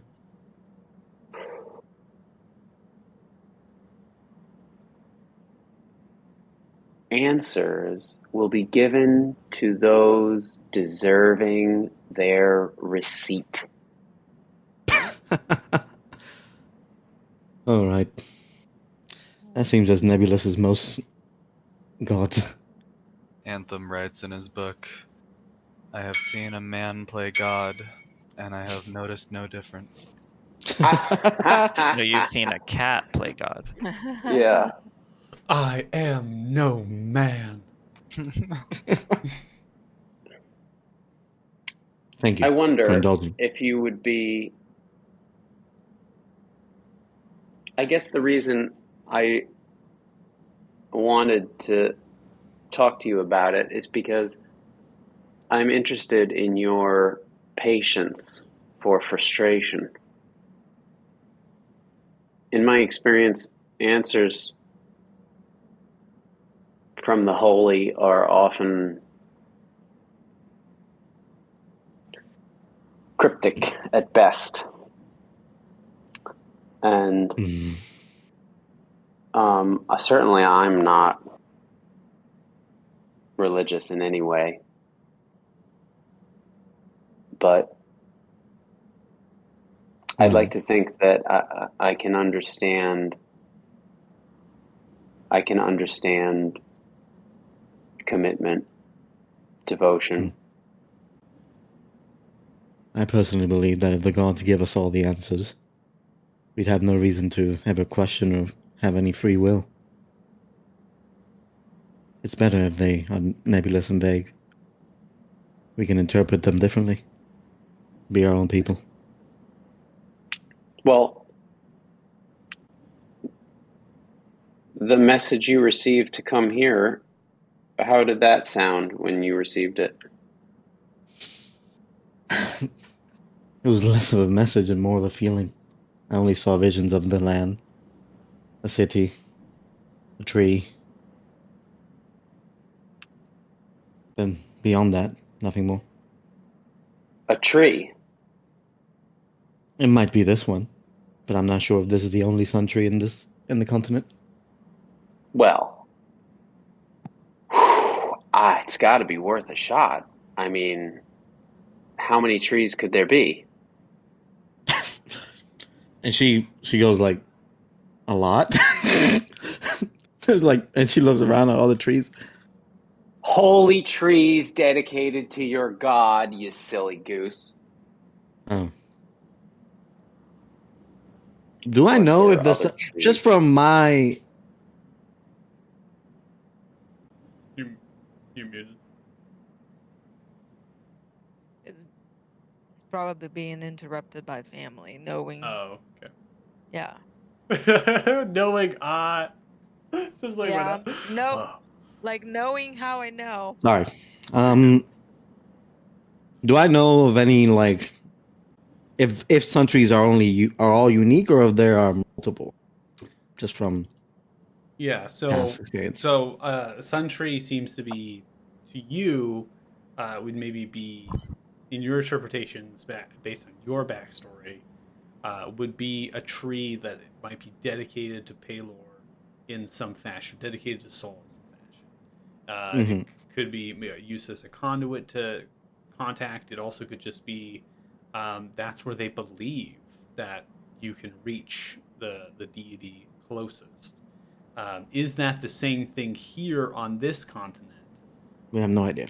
You can make Okay. a religion check. Okay. Here we go. CX. CX. It could be it could be based on your interpretations, or it can fulfill maybe this is been somewhere that this deity has touched. Like this is an actual tree that this deity has bestowed upon this particular place. I'll say that to Moth. I'll say, in my home, any tree where we prayed under, we named the sun tree. Here, it might be different. They might actually be divine in nature. And they might be unique or singular. We'll have to wait and see.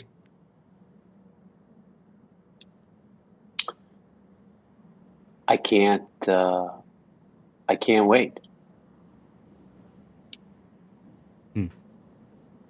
I hope it's exactly the tree that you're looking for. Me too. If I might segue that quite very poorly. Cora. Yes. I don't think subtle works anymore, so I'm going to be very blunt. I know nothing about you, and that makes me uncomfortable, so if that is what he is looking for, then what are you looking for? What am I looking for? Wait, are the rest of you looking for something? I'm not. Not specifically.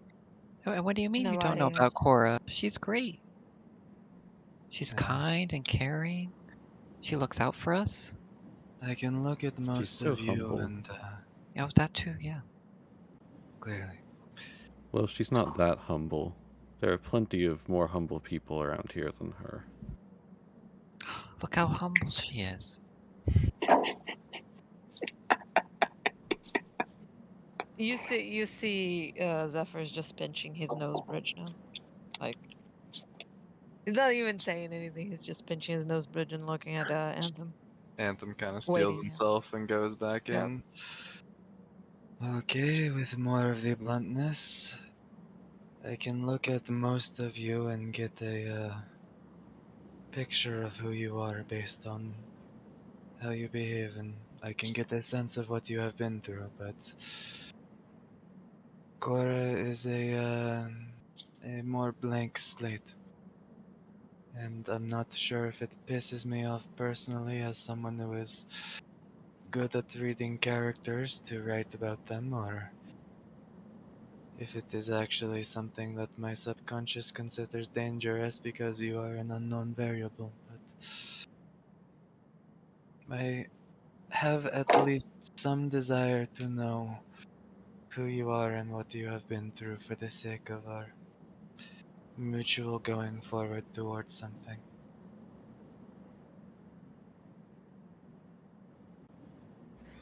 Sorry, I'm trying to push to talk when my dogs are not barking.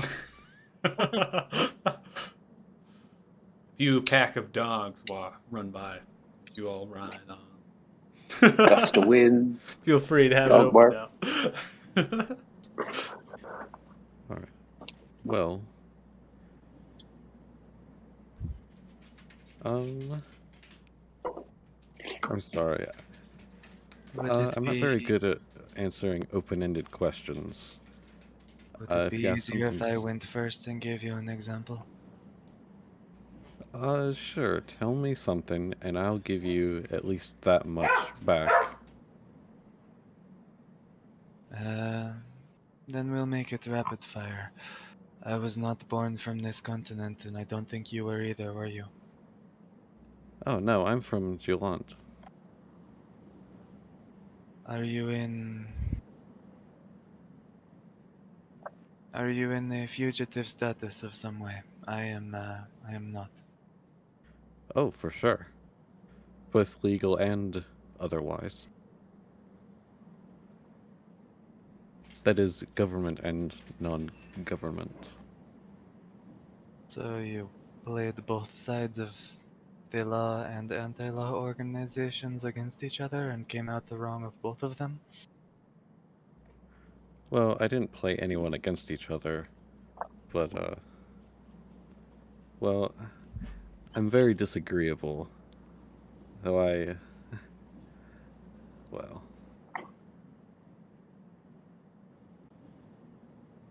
Well, we might need to tell Amos over there to cover his ears, because he might start getting ideas about the relation between capital and wage labor the more I go on.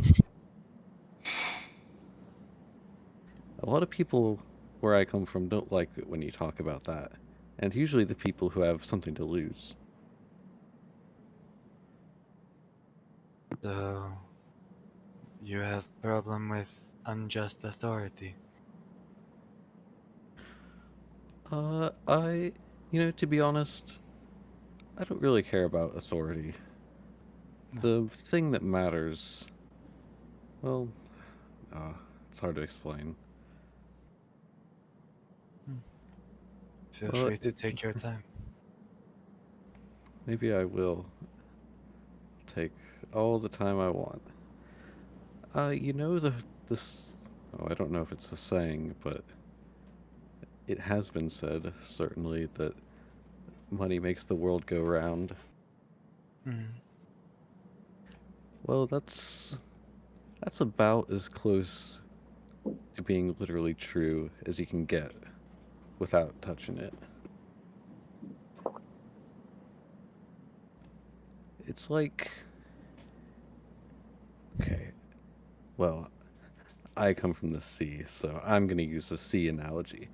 But all the water in the world, and the oceans and the lakes and the rivers, part of life is water moving, both on the land, evaporating into the sky, coming back down. The main thing is the motion of the water, because if it was only going one direction, if it was all in the sky or all on the earth and it stayed there, then that wouldn't be good. It's the circulation that matters, I don't know if this is a good... Is this making any sense? Then you are saying that money is much the same way, in that its natural order where it benefits the world most, to be in continuous motion. Yeah, see, people like the Duke, they take in more than they give out. And over time, they have more and more, people have less. And of course, there are ways, they have to pay people to clean their house and everything. But it's that flow, it's just a trickle. See, all the nature of profit is that it all flows to the top. That's just how that works. So I see my role as helping it get back down to the bottom so that it doesn't all stay up in one place, I had wait, hold on a moment. Anthem and player behind Anthem both take a moment to rifle through their journals and notes, because Lord knows that is incredibly important when you're trying to recall specific information from specific people about specific character names. Sorry, I believe I have it right here, but Anthem starts speaking again.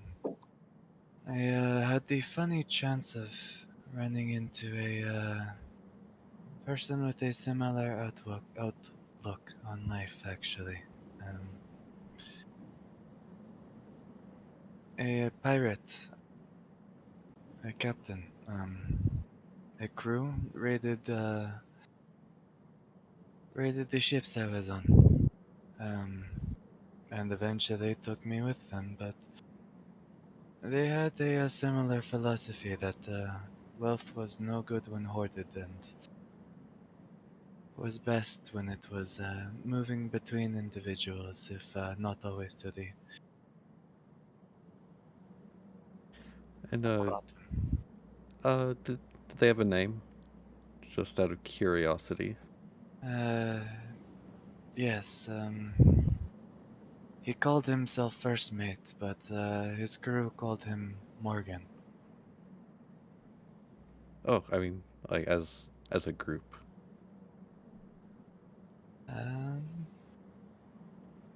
don't. They weren't Oh they weren't yes, Golden Hand by any chance, were they? they did indeed call themselves the Golden Hand. Oh On my a ship called god. the Strovlin.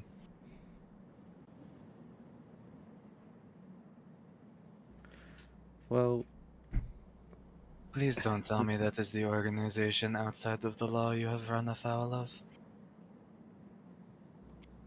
for the sake of argument, what if I said it was? Hypothetically.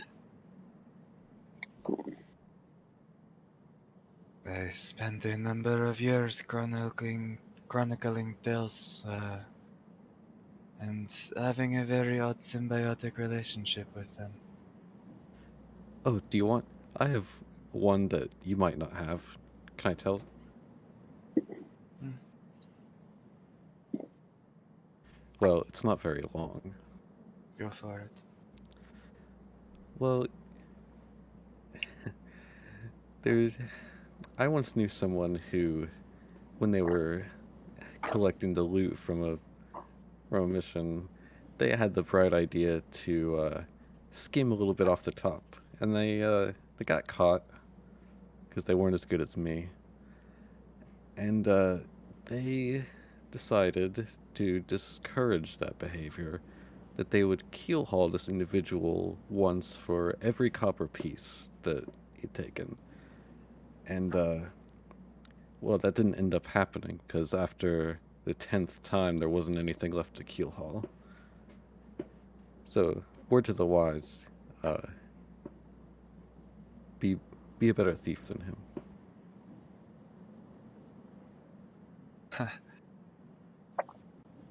I ran across my own share of their tempers, but I never saw them harm anyone intentionally.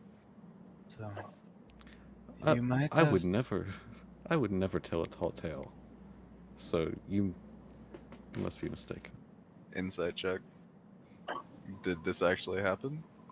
Also, if I might do a secondary insight check, is Cora the person referenced who was stealing? Okay. Cora. I guess. I'm trying to think. I can deafen real quick so you can say it without spoiling for me. No, it's okay. So Cora, you. I mean, it's your call if you want to be right. If you're part of this or not, it's your call.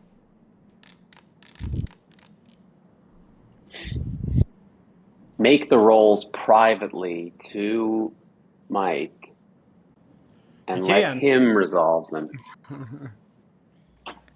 Okay. Yeah, I'm just saying stuff. Okay. It's, Just wanted to clarify based on if we needed a check or not. So, with a 13 insight check, Anthem, obviously you're right on the cusp. You're just starting to see through some of the words, some of the silver line, some of the lining of what she's saying, what Cora's saying, and you're getting an idea that there's just some deception here. So, you're not entirely sure if it's all outright just completely lying, or if it's like just slight little subtle lies here and there that are trickled in.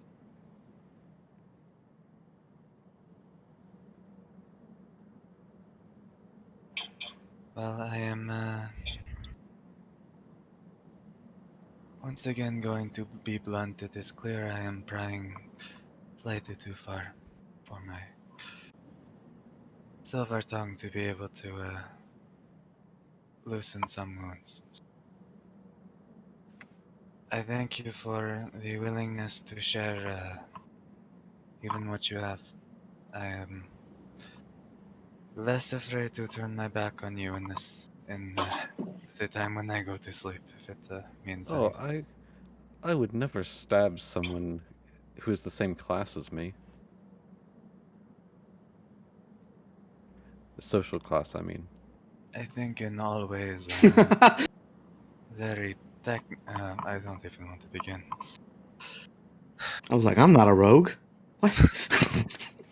Anthem is like, Well, I'm not sure because I'm basically a pauper and I've been homeless for the majority of my life. But you're a fugitive, and I'm not sure where that lies. okay. Well, let me put The it this same. We're way. both at the bottom. Look, I've never stolen anything that the victim couldn't afford to lose, and I've never killed anyone who didn't deserve it. I'll take that at face value then. I believe it. While conversation topics are open, I want to simply start the conversation and then fall back into a position of listening because I'll be honest, I bit my tongue repeatedly very hard and it is starting to wear out. Even in the metaphorical sense, and thanks back to the attempting to tell a story at the tavern and that not going well, so. Do you remember that you were drunk? Does he remember? I am on the way to calming down, I think. It might benefit us to forego small conflicts between us to achieve a greater goal. I am a little clueless as to what you are all searching for, but I have some idea with some of you. Amos, to simply better the lives of those around them. As far as I understand, Moftet to pursue destiny and to continue to enhance their ability to interact with the Weave. Korra to preserve a sense of hierarchical justice and at least a monetary sense. Helia, Zephyr, I'm a little shy on what your most grand objectives are that we could possibly put our shoulder to the same wheel against. So I would ask you, Zephyr, to tell me what is perhaps the hill you are willing to die on, if you understand my terminology. Where are you looking to head that this group might help, and the same for you, Helia. He Hmm. looks at you for a moment and then looks at all of you. And then his gaze stops at Amos because he's been very protective of Amos since he met him because he's 16 and because of how he is. And then he looks at you again. Anthem, and if I keep things to myself, it's not because I want to be secretive. It's because there are some things that might fall back on you. And I don't want to put anyone's life at risk. So that's I mean, why. we already have a white dragon after us. I don't think it can get much worse. He makes a good point. Like we can share your burden. I mean, I would love to do that. Well, I came here first because I wanted to get out of my homeland and where I grew up. Because there are people after me, probably. And also to find a way to bring a group of very powerful people down. So they can stop ruining people's lives as they go. That's one of the things. The other thing is I need to understand the magic that makes me. And you'll like reach out a hand, and the breeze will like come from his arms and his fingertips. It's very light, but you've noticed it by now. Like surrounding him, there's this air, this breeze, always there. When he sleeps, when he wakes up, it's part of who he is. Because apparently, whatever magic made me is important to those people enough that they kidnap babies and try to use them for their own purpose. So, and I also want to find someone that's very dear to me, and that when we escape, I lost track of him.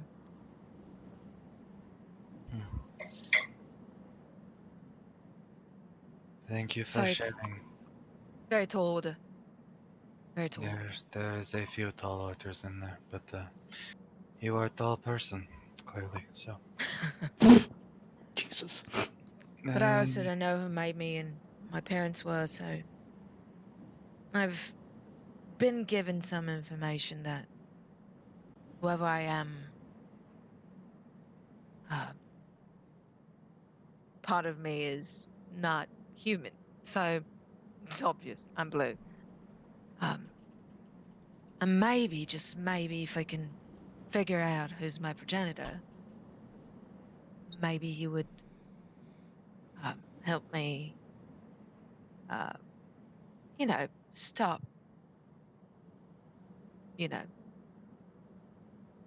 crazed, power crazed people from stealing little babies like me. So, I think I understand. Thank you for sharing.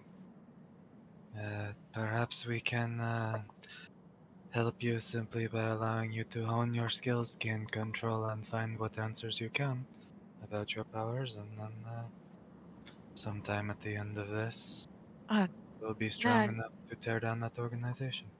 not much my powers. What I can do, like growing and the clouds and stone thing, that's nothing to do with who I am. It's just, it was taught to me by the only people that offered help before you guys. I've been, when I ran away, because I ran away together with a fire friend of mine, who I would love to at least know if he's okay. I didn't know where to go, and I stumbled upon Community of Giants. And they took me in, and they taught me everything I know. Fighting, carving the runes. It's their magic, not mine. I just was deemed worthy enough to learn. So here I am. You would not believe it, but I had a bit of a similar situation, but honestly, I am remiss to think about it right now. Huh? So I am going to very, very bluntly once more change topic and allow my mind to stray from that. Helia, what is it that you seek? I've already said. I need to find a deeper connection to my God here on this land, where most people of his faith exist. And then, and she gets real serious, wondering if she should really say anything. But then she realizes people have been sharing and says, I'm going back home. After gaining experience here, helping people here, growing stronger in time. And I'm going to take back my village and home from those that took it.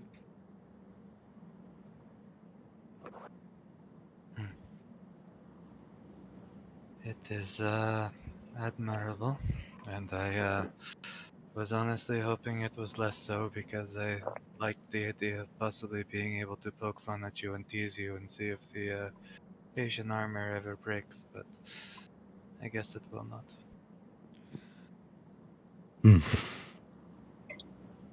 Just to add a little thing, because I think it's important for all you to know what you're dealing with. I was with Project Zero, and I'm pretty sure they're very unhappy that the little pet escaped. So it's very likely that we are going to see, eventually, them coming after their prize. Just be aware. They're powerful, and that's why I didn't want to share. But now We'll keep you you're all safe. in the middle of it, so good luck, I guess. Well, better to know that they're coming, right? I've been good at keeping away so far, as long as we don't approach my islands until we are powerful enough to deal with them. But then again, Then I wouldn't put past perhaps them to come. Then if we cannot tell when they are going to come, then I suggest our efforts do not go into worrying about it, simply into preparing our abilities. Just be alert. That's all. And if you ever see, wherever you are, in any town you are, a ashy-skinned man with flamey hair, let me know. Okay, so Cora, possible refuge or fugitive from multiple organizations. Helia. Well, done with authority in this land, just to be clear. Yeah. But most of us are here running from something, but I feel like I might have misjudged Moftet, so I'm going to force you into the center of the speaking room. What is your story and what do you seek?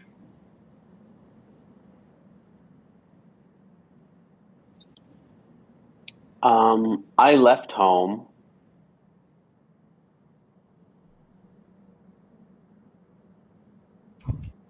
I left home voluntarily.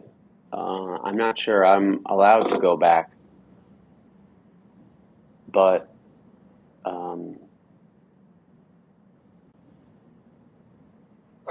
I was promised to marry someone that I did not love.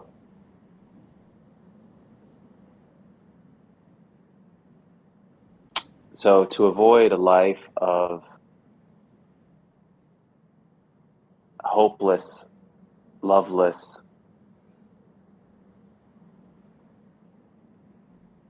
hateful, spiteful misery, I ran away.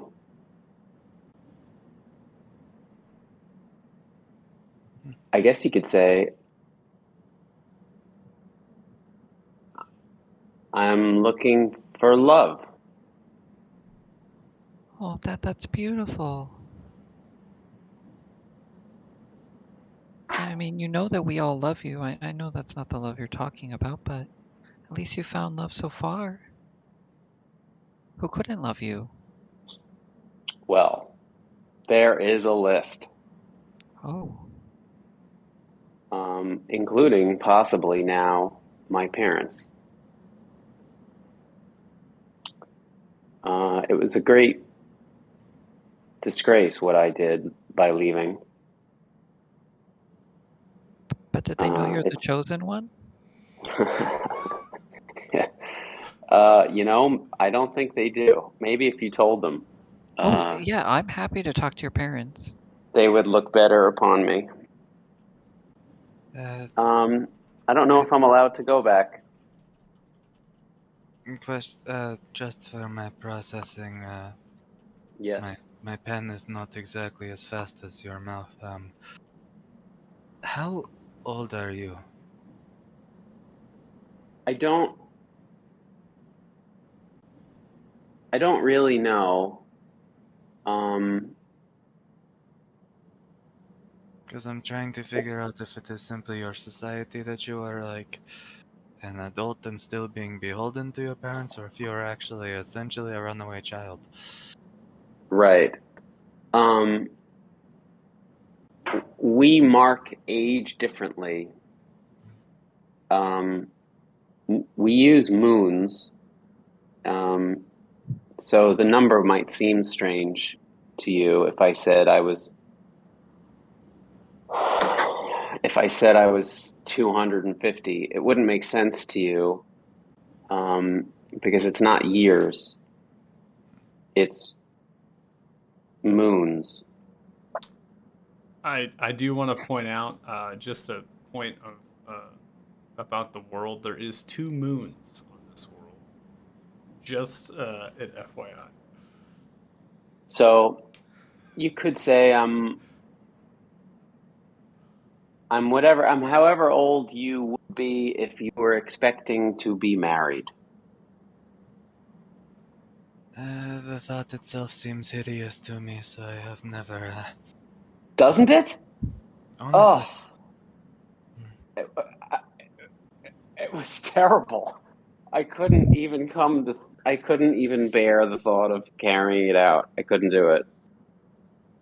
I couldn't Talia do it. blushes at the mention of marriage and just turns away towards the cold. It was so embarrassing to me that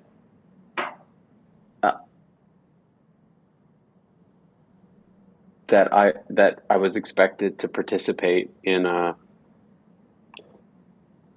such a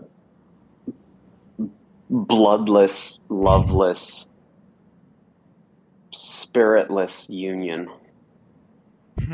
I couldn't stand it. I left. I ran. And that is something you do not do.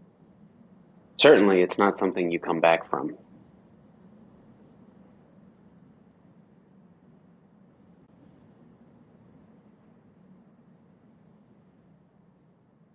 Perhaps. I don't know if I'll ever go back.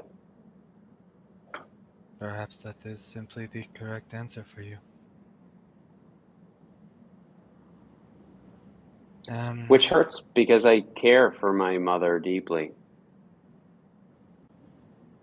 Anthem notes that in his journal, he notes that the father figure was not mentioned as being cared for deeply, just specifically the mother, but he doesn't press it. You could write her a letter. You know, I don't know what I would say. Well, I don't know your mother, but hi, Mom. It's Muftet. I miss you. Oh, I'm the chosen one. Sorry I never told you. Hope Dad and the clan, I don't know, are doing well. Also, P.S. Watch out for dragons. They may be trying to eat me, so right soon. That kind of thing, Keep it light. Right.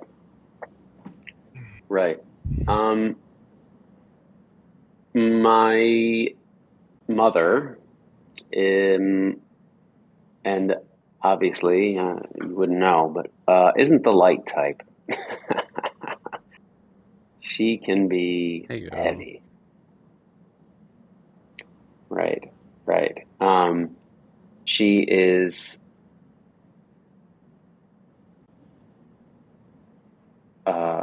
quite possibly the fiercest, most lethal, fastest warrior that I've ever met. In fact, it was a bloodless, loveless, lifeless marriage that took her from a position of glory and glamour to a broken house cat. So watching that happen was terrible. It was like watching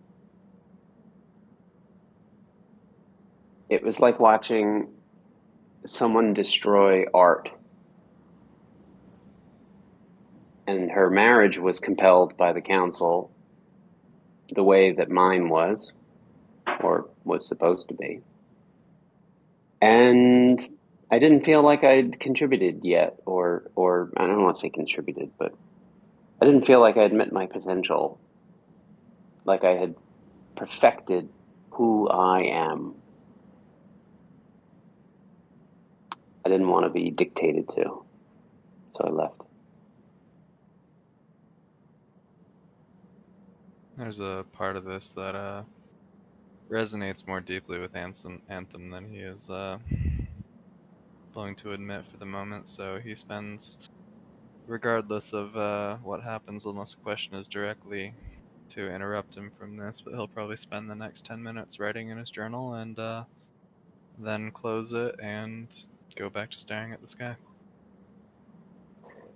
A contemplative look on his face, but...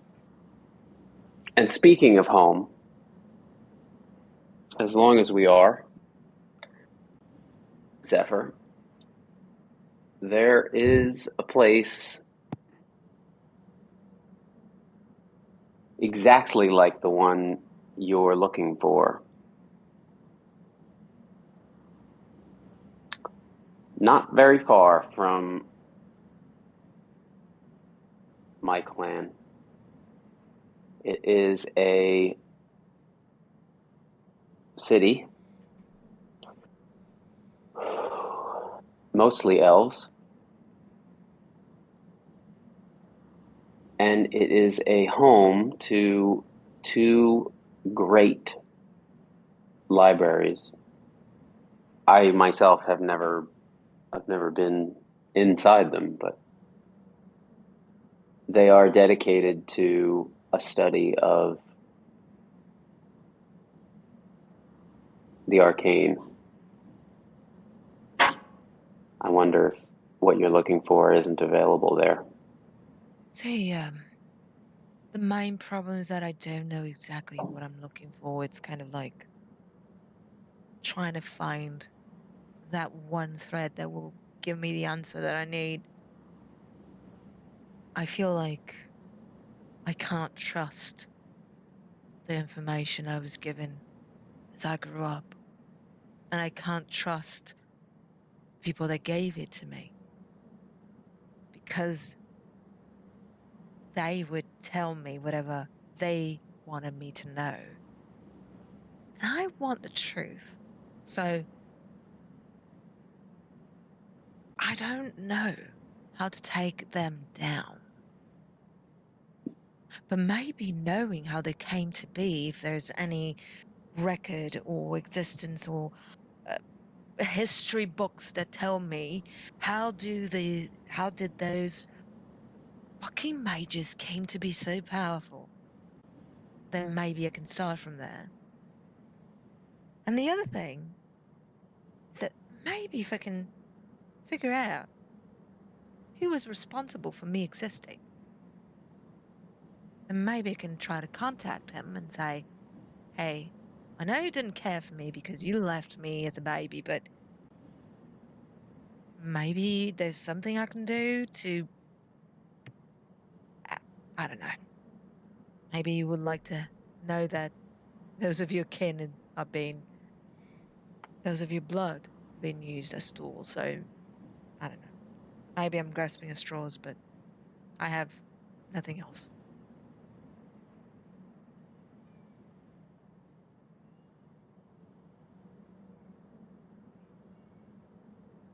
And also, Well, I if we really ever need to find my.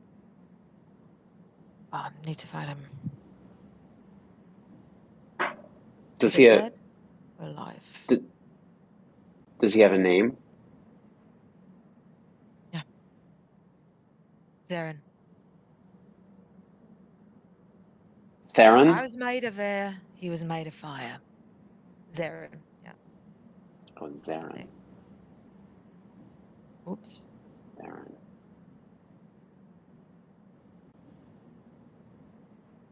And where was the last place you had seen him?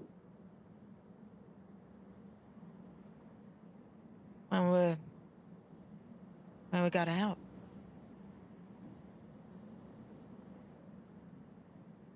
We decided to, so we devised a plan to get out and break everyone out. So we were the targets. And so we said, well, together we are a bigger target than alone. So you go and do your thing, I'll go and do mine. So we're separated to protect each other, and we're separated to protect the others. So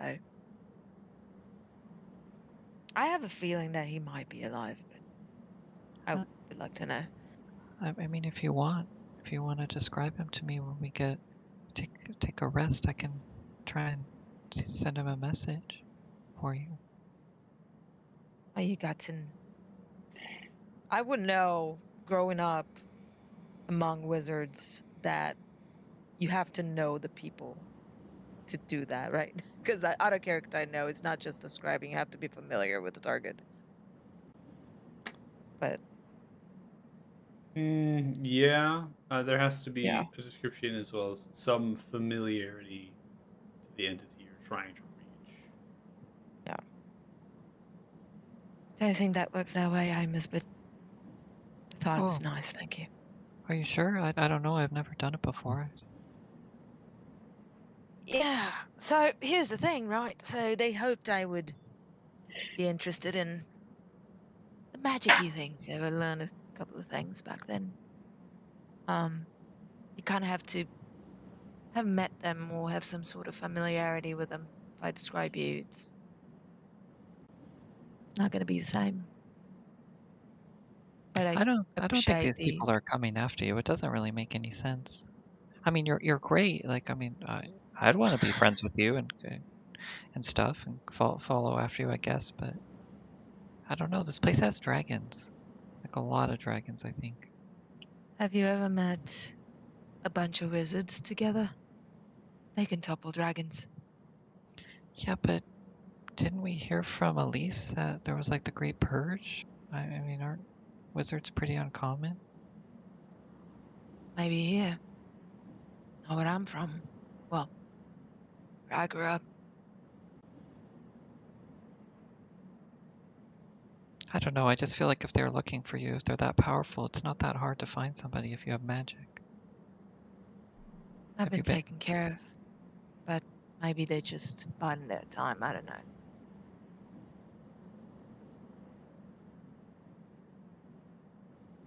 I don't know. But you all know now, and you know to keep an eye. I just hope it doesn't come to that and that you're not going to be harmed. And if that comes to be, I'll just give myself up. Every time Zephyr says that he hopes we don't come under harm because of his thing and people chasing after Helia, sort of like you see a look on her face of like, maybe I should say something. Maybe I should say something. We're not gonna let him take you. Listen, if a day comes that they threaten to kill any of you if I don't give myself in, I would give myself in. I just hope it doesn't come to that. We won't let it happen. Don't worry. This party only has room for one martyr, and it's me. I'm gonna roll a wisdom save. I need to say something. I mean, he doesn't obviously say that, but. Ooh. Okay. Helia grabs on to the reins tighter again and goes, have any of you heard of Bane? A what? Have any of you heard of Bane? Have I heard of Bane? Because no, I mean, the player knows a lot of lore, so I don't know how much my character would know. The god. Oh, maybe. Yeah, common I would say it's common knowledge that the world knows Bane exists. There's a deity that is worshipped to this god. Now, how much information you know of Bane? That would be a skill check. Okay. What would it be? Religion. Is that religion? Mm. There's a reason why I'm a dropout from wizard school. I don't have int. Ooh, nope, 2. Ooh. Zephyr, yeah, not. Nope. You're Oh, not. man. So Zephyr Anthem. You've heard of Nope. Bane. Bane and their followers. They keep to themselves. They do not spread their worship in this particular world. They do not spread their worship in the same ways that those like Palor, right, where you have open temples, congregations. There are places that are publicly there. That is common knowledge there that you're able to kind of figure out is that people worship Bane usually don't like say that they do, and they don't have places that they go to worship particularly. Now, Amos with the 16 religion check, you know that the deity of Bane, their followers, are actually in a direct conflict between those who worship Helm in the kingdom of Denmorn and those who worship Palor in the kingdom of Arthurian. They are referred to the Talthars, to refer to as people who worship Palor, as the Black Hand.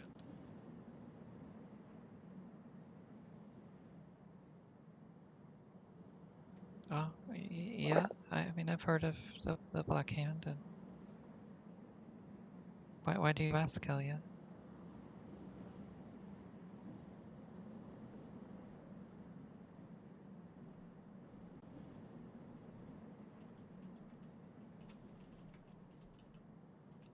Wow, You this are- dramatic you are pause. muted. He might be interrupted again. Oh no, there you are. It was his followers in my village, in my homeland, that destroyed everyone I loved and everything I've ever owned and had. I'm sorry. And I want to say, because of the nature of the divine, his followers here might know of me as well. So, like Zephyr. I guess I'm surprised that everybody's like really worried about organizations when there's a little dragon trying to kill us. I mean, I don't.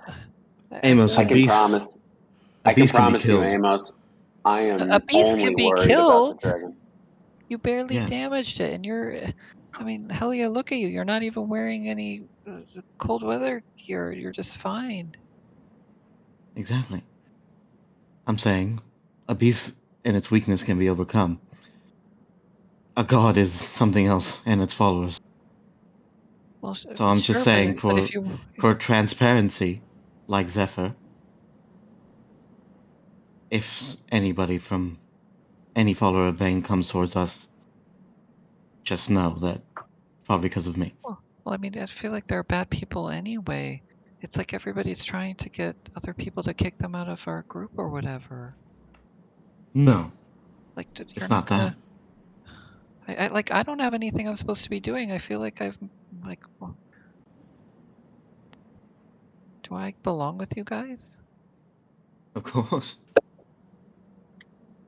We'd be dead without you.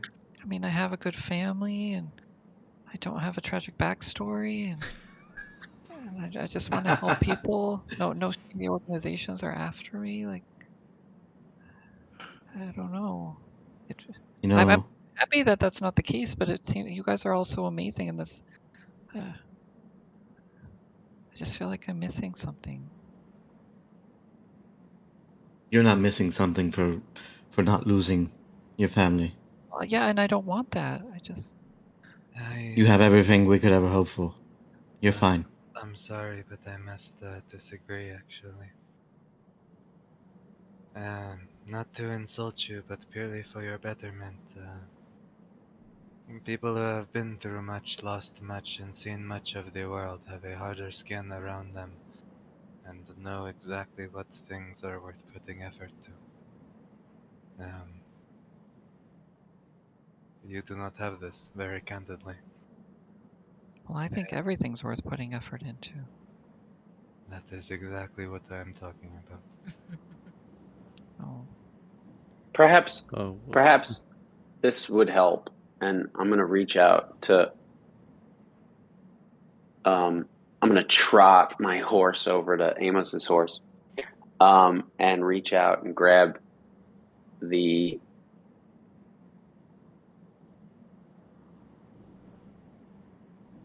direction stone, the compass stone, Compass stone.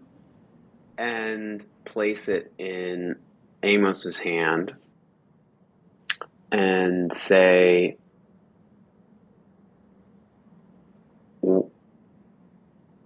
maybe you should hold this. It can be just as important to know where you're going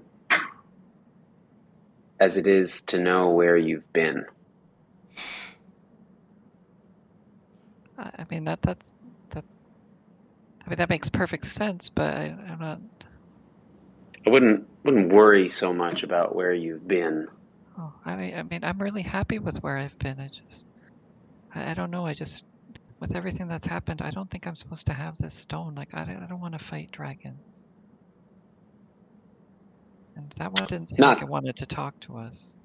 Not this stone. You mean the colored stone?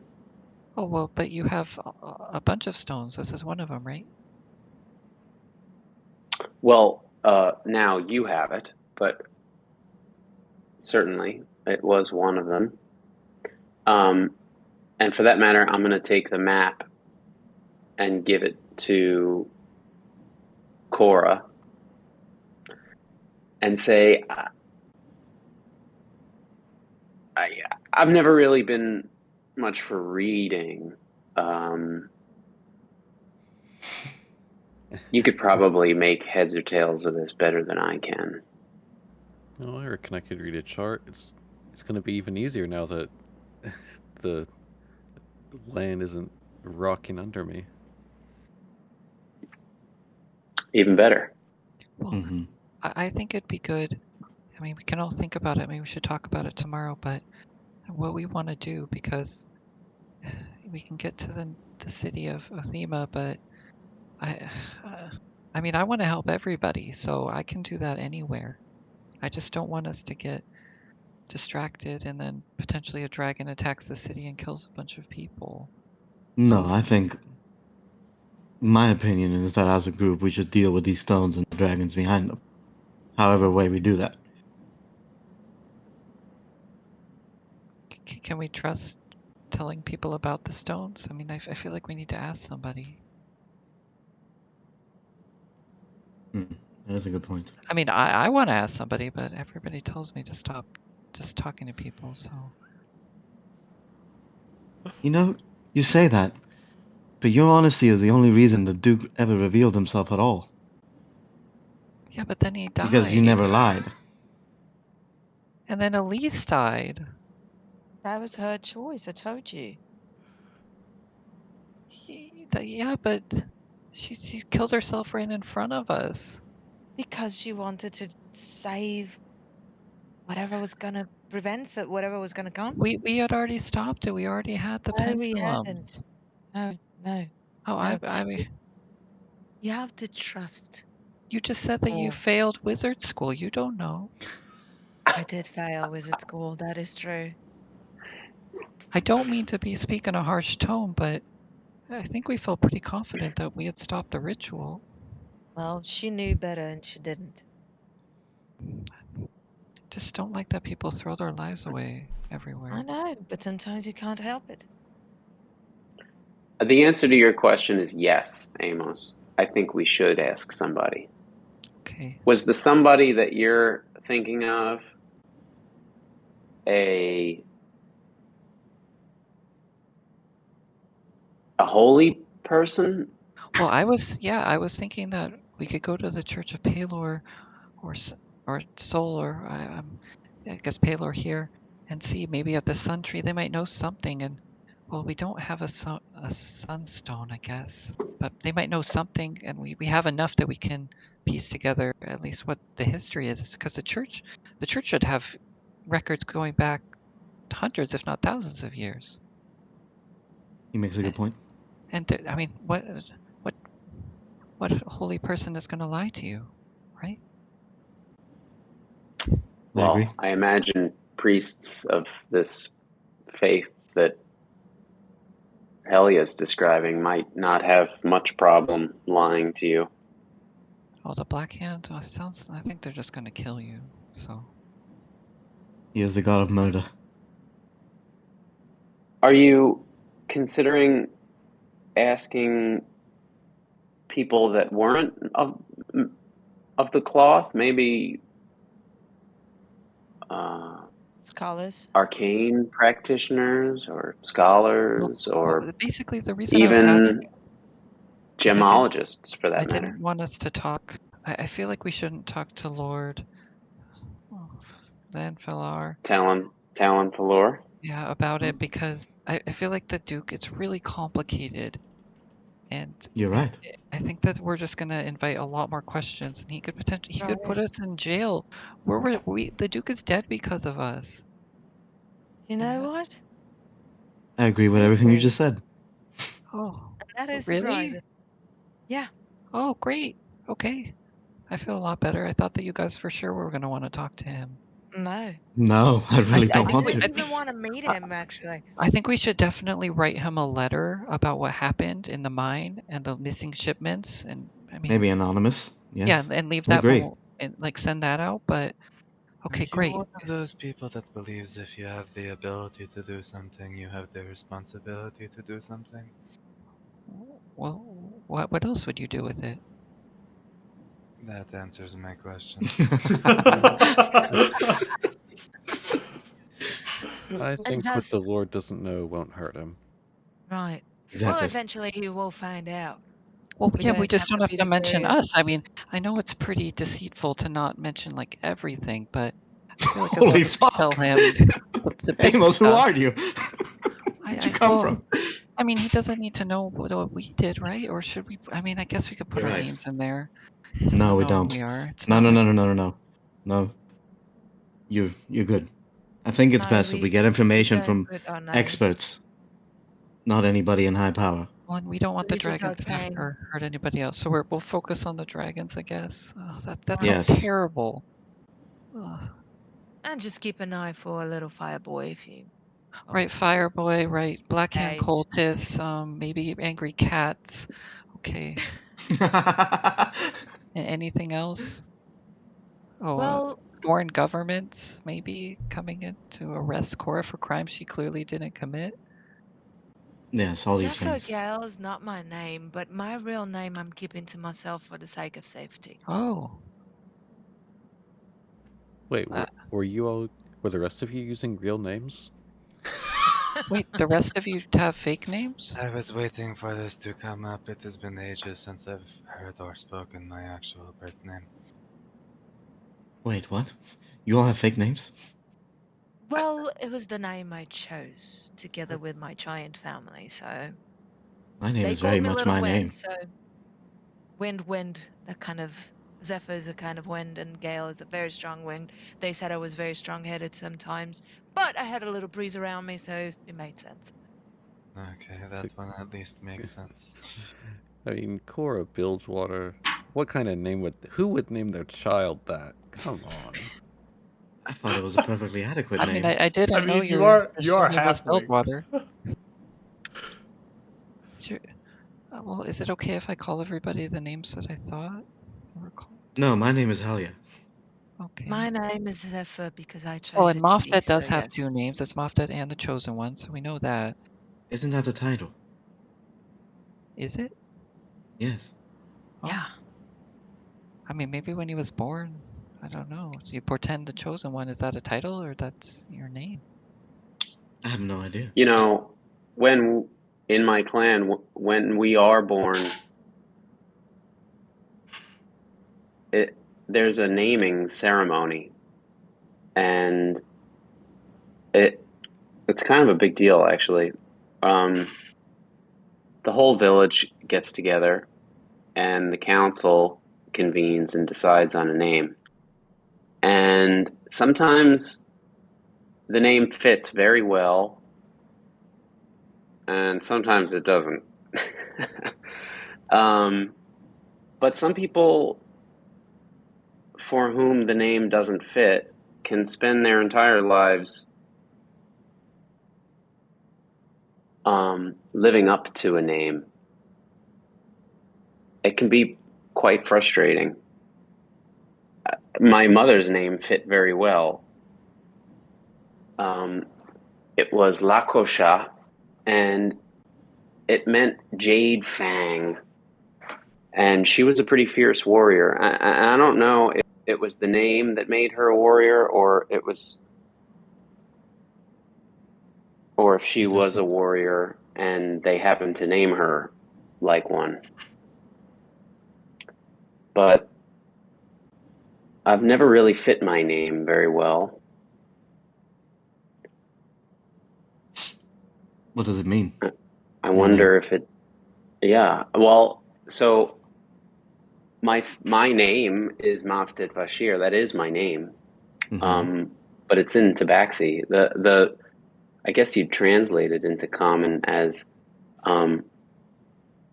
rain.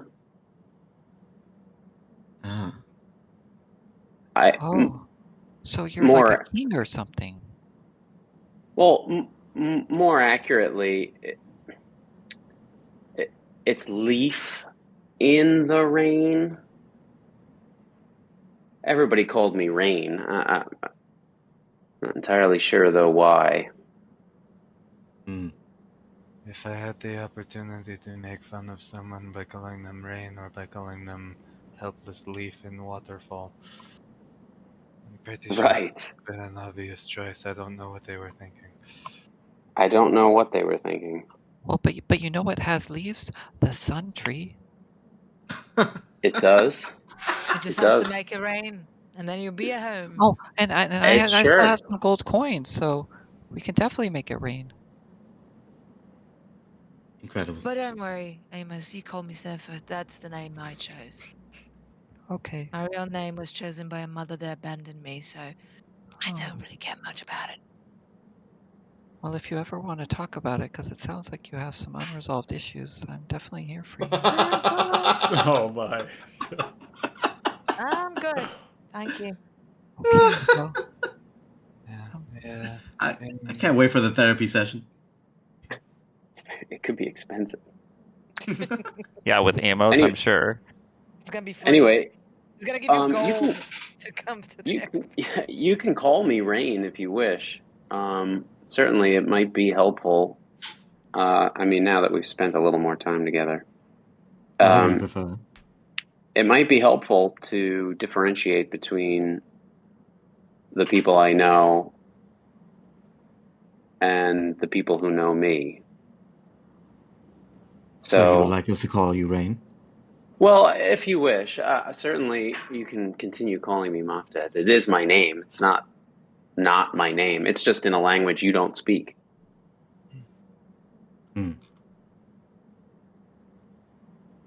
Certainly, I don't introduce myself to strangers with the common translation. So you would be maybe the only people on this continent that know my name in common, unless we found Tabaxi that speak Tabaxi. I'm okay with that. Sure, Rain it is. If we are sharing, I was born Drakenus, son of Styx and Tagath, son of Akaroth. Oh God. This is going to be a lot to remember. It's got a whole lineage. Oh, You don't have to remember any of it because they are dead, and that person with that name is also dead. So, though I may have been born Drakenus, I am Anthem. Yes, my real name is Nunya. Oh, Yeah, I think I know your last name. okay. Would you prefer Nunya or Cora? Oh, whatever you feel is Oh no, no, more please. appropriate. Whatever you think. Oh, How do you spell that? I'm so torn with the. I want to prank Amos, but I know it's wrong. You're also pranking Helia. I'm stupid. How do you write that?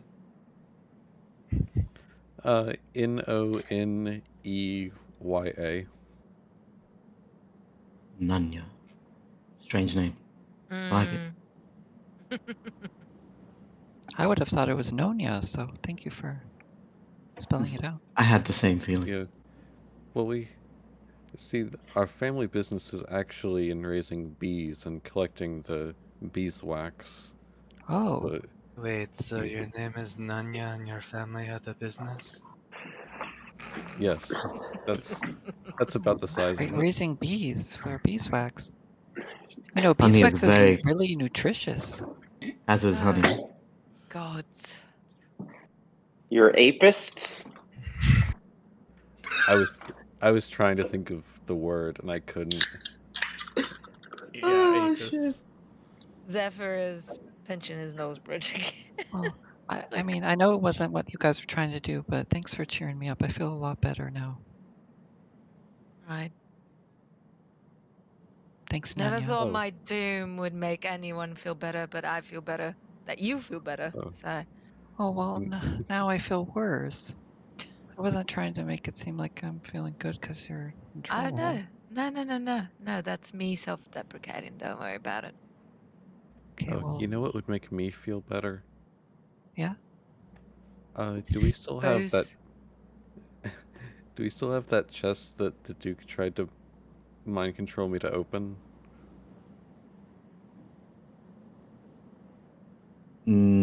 Michael's nodding yes, so I think so.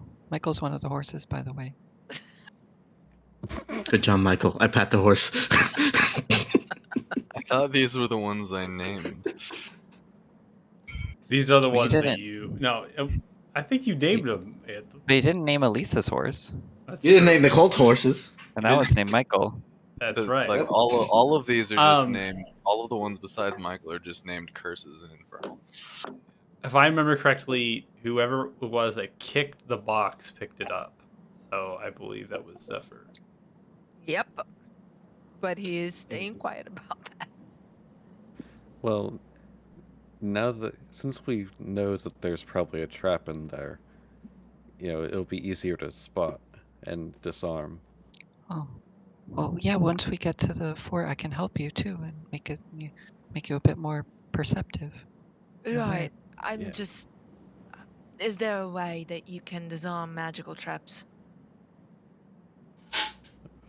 I mean, I could try and dispel it. Oh, sorry. Literally have the capability to Right. make that Then I'll less be unpleasant. Then I'll be less worried about this blowing in your faces.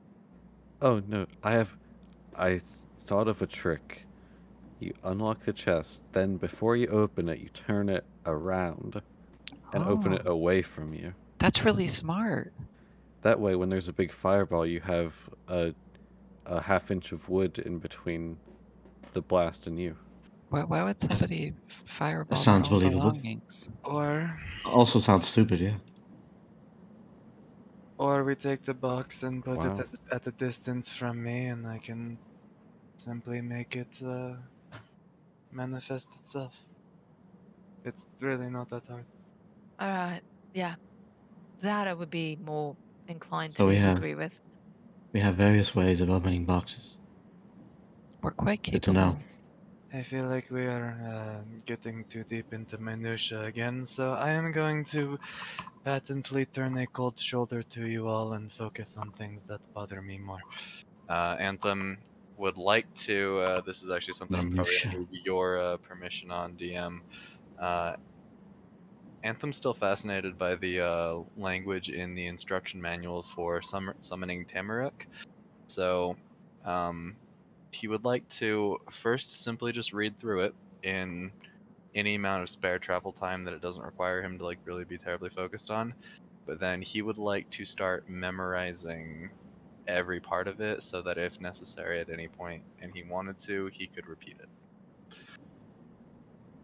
Okay. And, like, complete incantation. So I understand that's probably going to take a long time. Yeah. That's But gonna take. he would it- like to begin the process. Yeah, it'll take a while. Yeah, so we'll just begin the process of that. Just trying to get the book and the ritual and just understanding what all the components are and what it takes. So it's really fun. Once Cora figures out when and where she's gonna open that chest, Moftet's gonna put a good 50 feet between him and it, because there's only so many times you are gonna blow me up with a fireball, and it won't be my fault. So just when it's time to open the chest, Wow. distance. Are we doing that soon? I don't know. If you guys want to open it, I'll give it to you. Let's get to the cave or dungeon or whatever it is first. Right. Just Yeah. check for magic first before you spend your energies. Might not be magically trapped or anything. Once again, not necessary, but okay. Oh, you're just gonna open from a distance. I don't know all that you can do. Oh, I can wait, see why trust you're you. a failed wizard. but Yes. It wasn't. I liked reading. I just didn't like the spell parts of things. Wasn't my thing. well, this just might be like the other one where it blows up the contents if you don't disarm it. Might be. So maybe what Anthem is saying is the best option. Should be fine. Whatever you want. Just let me know. I'm an idiot. I'm reading the spell wrong. Will not be fine. No. But I don't know that. Sorry, failed I wizard can't school. read right now. I'm gonna. Like I said, I failed wizard school. Is it knock or the spell magic?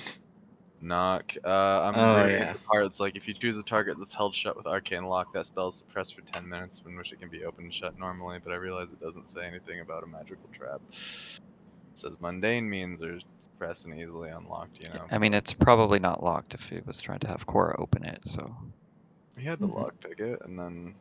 no, because the Duke was compelled her to Yeah. open it. Oh. It is more the contents, I think, that he wanted something to come out.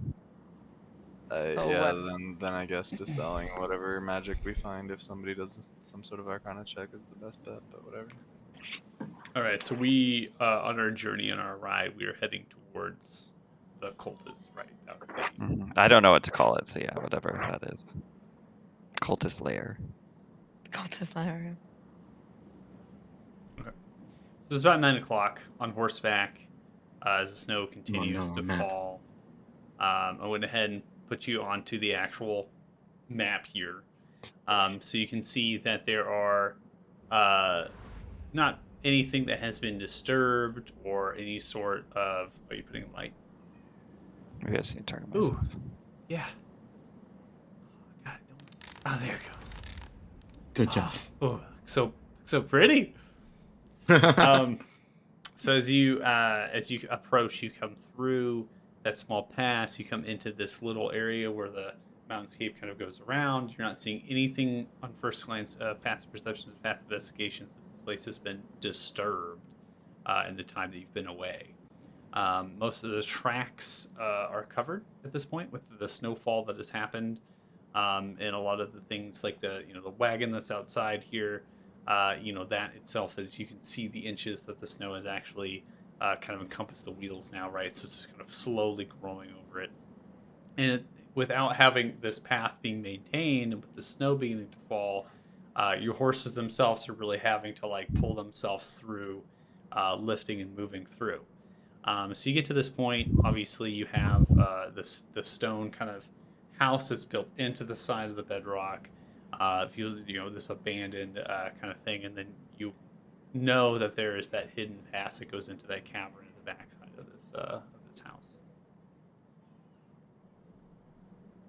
Before we get anywhere crazy, Anthem demounts the horse, realizes we're here, clears off the snow a little bit, and swipes his thumb across the patch of the slicked earth underneath, and then gets a little bit of a smile and finds rain and smears the mud across his forehead. And it turns to rust in his fur, and you have a charge of bardic inspiration. A la Simba. It's a circle of life.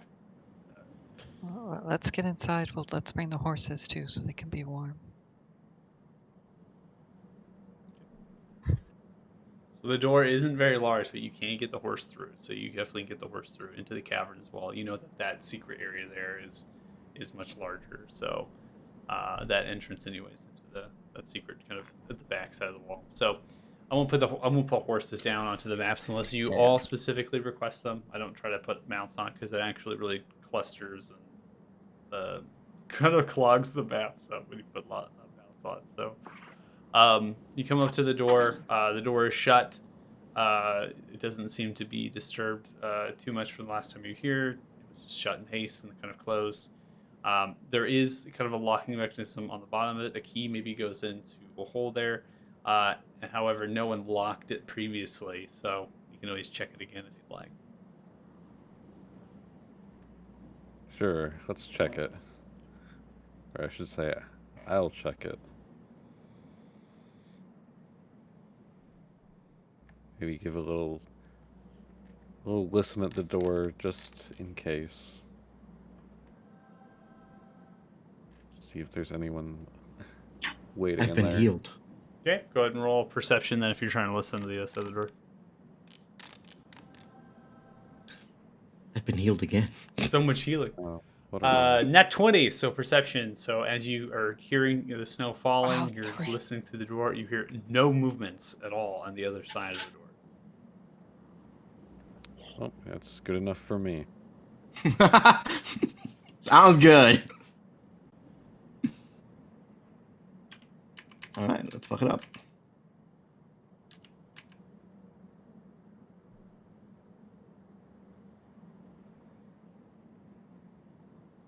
So you see that the crate that was there is been moved, right? Because that whole large crate was moved to the side. Well, yeah, we Actual didn't snow. close it up or anything. Yeah, it was never closed up. The whole door hasn't been closed up, so everything in here. So you come into the cavern. The lights from the actual campfire have died out. The actual brazier that's at the back of the staircase there has died out as well. There's obviously plenty of firewood that's inside of here. A lot of the bedrolls are kind of kicked about from people running through and back and forth. So you see the bedrolls are kind of kicked over. There's straw that's underneath the bedrolls that has been kind of splayed out. The candles themselves on the tables as well have died out. Most of them have actually gone into the tables. So you're just seeing pools of wax, right, and kind of falling down into the ground. The candles themselves weren't very large. Burn time was pretty low on them. So.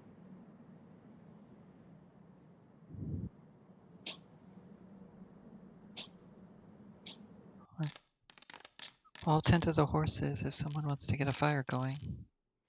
Firebolt. Oh my goodness, that's a lot of fire damage. Holy fuck. Just right I forgot into it's the 2d10 now. Just incinerates the file. Oops. just starts igniting the whatever's left in the brazier. The brazier or the campfire? Okay, we could do the campfire. I guess there's already beds around it, right? Mm-hmm. Okay, so you kind of fling it, and you see kind of shot up, and starts begin to kind of envelop, and then slowly aflame, and begins to kind of come up and move over and throw more logs that have been fresh cut, small splinters of different sorts of crates that have been chopped up, and you just kind of throw them on, catching the rest of the fire into kind of warm thing. The drip noise is super loud. I'm gonna turn it down. The drips are from the pool of water, so there's like water coming into the pool there. And then I'll do a campfire noise as well. Why not? Getting all the sounds out.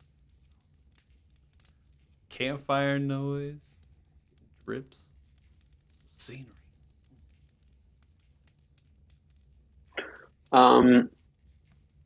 I'm actually having a thought, Cora, about how to open that chest safely. If you want, I really don't know how this will work, but I could trap it purposefully before you open it, so that when you open it, my trap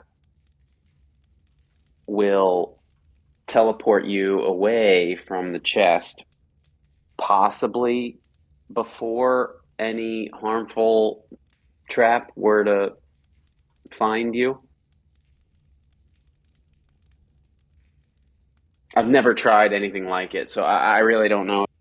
I don't know how it, I don't know if it'll work, but it might be worth a try.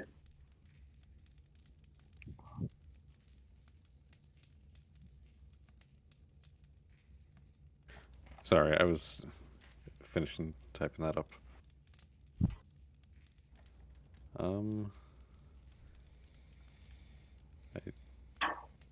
Sorry, say that. I was distracted. Say that again. So I don't think anybody here has any doubts as to your ability to open it. I think some of us, though, might be nervous about what happens when you do. So, an possible, I don't know, an idea is that I could purposefully place a trap on the chest whose effect would be to teleport you away from it once it's opened. And I don't know if I don't even know if it would work. I don't know if it would save you. I don't know if it would move you in time. I don't know if, frankly, I don't even know if the trigger is fast enough. But I'd be willing to try it. Well, what do we think is going to happen when the chest is opened? I don't know. All I know is that the Duke was really, really willing for Cora to open it. So, good things. Right. Probably not. Well, I can keep you safe, Cora. I mean, I'm imagining the worst, right? Fiery explosion, sprayed acid, right? Disintegration, and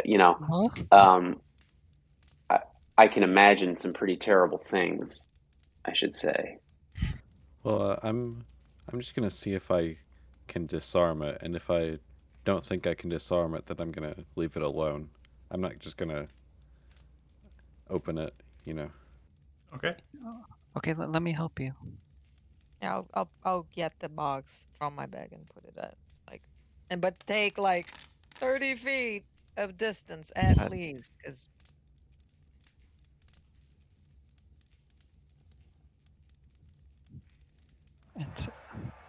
all the things. Wow, all we're the getting all buffs. of them. Let's bond Every together buff. too, and he'll use. I'm already asleep. If you Already die, asleep. Wow. please make it pretty. Yep. All right, so you'll have investigation roll if you're detecting for traps here. It looks like you have a bardic inspiration. It was investigation. Okay, well, it'd be Fox's cunning. Sorry, it's the wrong one. Yeah. Okay. I'm gonna if we have enough time to cast for me to cast Fortune's Favor, I would do it, but if we don't, I won't.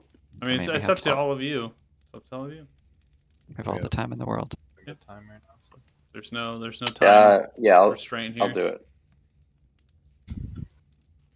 Okay. So we have I mean, is Fortune's Favor gonna do anything for us here? Let's see. Yeah, okay.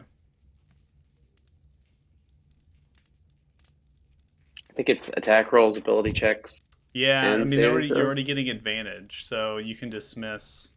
It says in the last paragraph. Yeah, Like the so if last the original sentence. d20 is advantage or disadvantage, creature rolls additionally 20 after advantage or disadvantage. Okay, so that will force favor will come into play afterwards. So, so go ahead and roll your investigation with advantage. So hold on Alt, Cora, and then you should be prompted immediately for the Bardic Inspiration to use that, and then you can roll a 1d4 because you have the emboldening bond. Okay, it's 24, and then roll a d4 for me.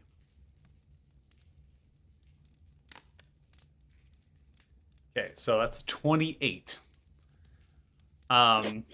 Using the Bardic Inspiration, it doesn't actually show the other dice into that, but you can always roll another d20 and see if we can higher than that if you want. Oh, sure. Oh, I was not holding down Alt for that. It's because of the fox's cunning. Yeah, Fox is coming. Okay. It's okay. Okay, so your roll with advantage was a 10. So replacing that roll, I'll give you the 17. That's fine. Because the 28 is going to be high enough anyway. So the investigation, it's not trapped. And it does not appear to be locked either. So as you're kind of thumbing through, again, it's a small box, and you're thumbing through the lid, and you're looking, and you're probably using your thieves' tools and other intricate things, right, to try to like use them as tweezers, right, as you're kind of like moving through, almost like diffusing a bomb, right? You're kind of like looking as best as you can using the light. You're probably gonna hear a baby crying, just FYI. So, you find that there is no wire running to the lid. There doesn't seem to be anything in there, and there's also, like through the cracks, you're able to see there's almost like an embed of velvet with an impression that's formed fit, and there is a spherical glass ball. It's tiny. It's a very small glass ball that sits in there. It's just big enough to fit into the chest without bumping around on the actual lid or around. As the seems to be the only contents in there at first glance as you're navigating to find if there's no traps.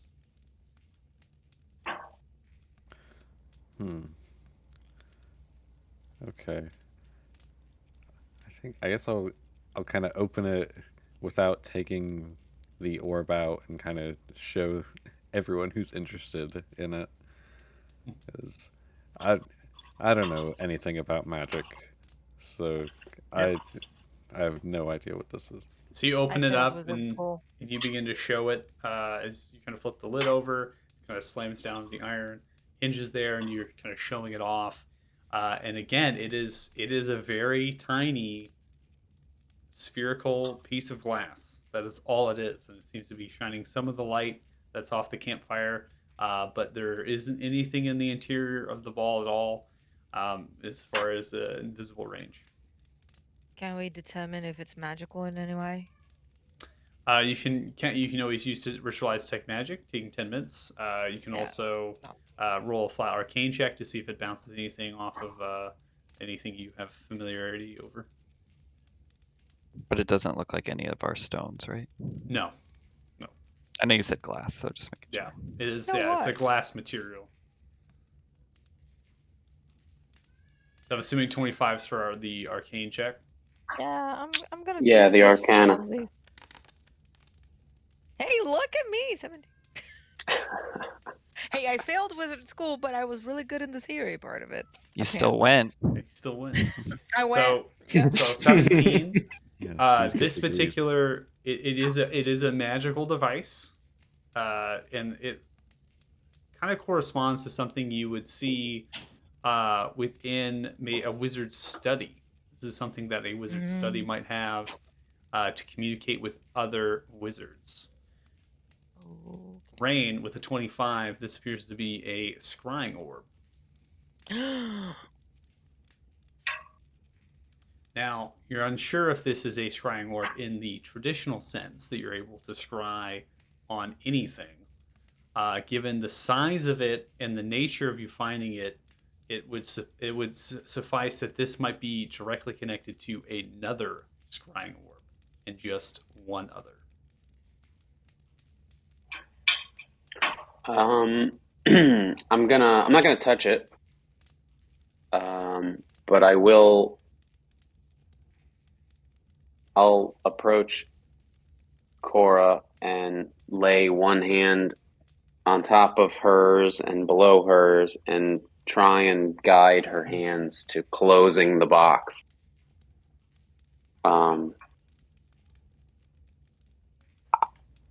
Okay. I'll communicate that I think this is a communication device linked to another communication device like it. It might be dangerous to use until we can be sure that the person on the other side or creature on the other side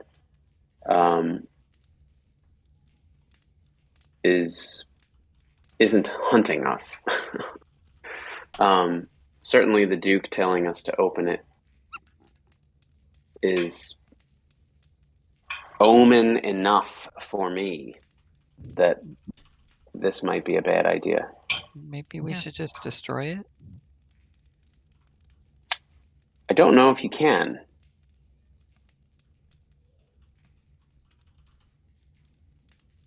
Or I should say, I don't know if I can. On the other hand, if we could find its twin, that would be really useful if we had both of them. Definitely. While we're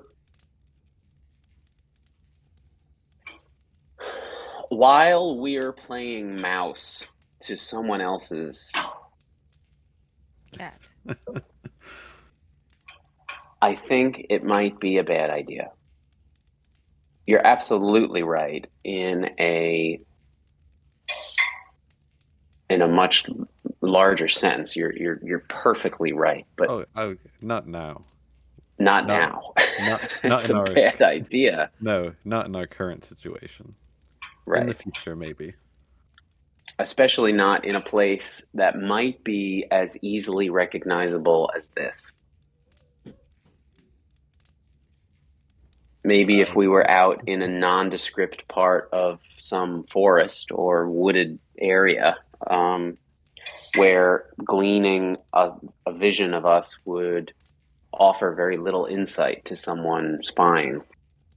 I just had a brain blast. If Moftet, if you could use this object, maybe like throw a blanket over yourself or something, and like turn invisible, and use it so you could see what's on the other end, but they wouldn't be able to get anything from you because it's all dark and you're invisible. Right. Yeah. It's a great idea. It's a great thought.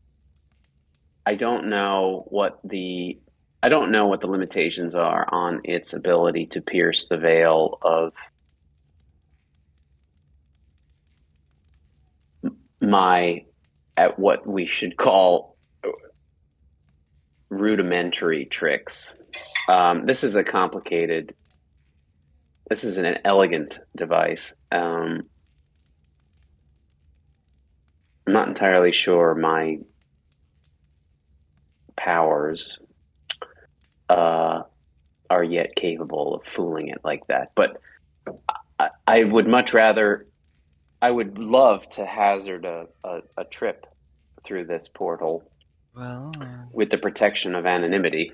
Would it be helpful if it was perhaps not one of us that opened it? And Anthem looks up to the ceiling and then yanks down like this, and a veil of rust covers him. And as he steps towards you, he is now a 5'9" satyr with very, very dark skin, brown hair everywhere, a broken horn, a myriad of scars. Essentially, the satyr version of a homeless hobo that might have just stumbled onto such a magical object with the use of the disguise self spell. Dracus, is this your true form? It was Dracanis, but Oh no, I'm sorry. it's close Dracanis. enough. If Your legs are really furry. But enough about my mother-in-law. he thinks about it for a second, and he like realizes that I don't have a prosthetic arm right now. Like that looks normal, and he's stuck in that for a good 15 seconds. But anyway, if we wanted to not be us when we open the our end of this, I can do that. Well, for the sake of just keeping us safe, let me know if you will do it, because I want to be away in a place where I can't be seen around you. How about if we really want to do this, which I don't think we should, we do it tomorrow so that we can leave right after, just in case. Because what if they know where we are and then they come True. and Right. And then plan to sleep here for 8 hours. Right after giving away our position. I mean, that's my vote. All right. I'm with Amos. That's the second time I'm agreeing with you. I'm so proud. Okay. I don't know what to So- do with that, but yeah, go team. But wait a minute. I just got a brand new toy, and now I have to wait 8 hours Yes, before you I play with do. it? I'll disclose tomorrow. This is dangerous today. Okay. Thank you. I'll give it to you tomorrow morning. I'll reach out my hand. I promise. Oh, speaking of magic, Anthem, have you taken a look at those scrolls? Have you been able to make anything of them? What scrolls? Oh, the scrolls you gave me. Yeah, spell scrolls. Anthem would have a better idea than player character right now because player character's kind of just staring off into deep space trying to get their eyes to focus. They were spell scrolls. Do you know what was on the spell scrolls? Or No, would I need to identify them? Okay. Yeah, I so don't there actually- was two second level spell scrolls, and there was one third level spell scroll.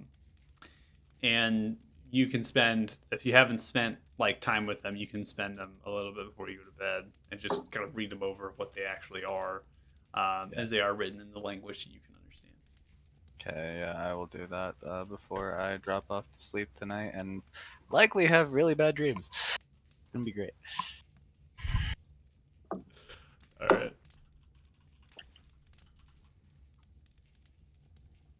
Yeah, I have them in the inventory, and I think.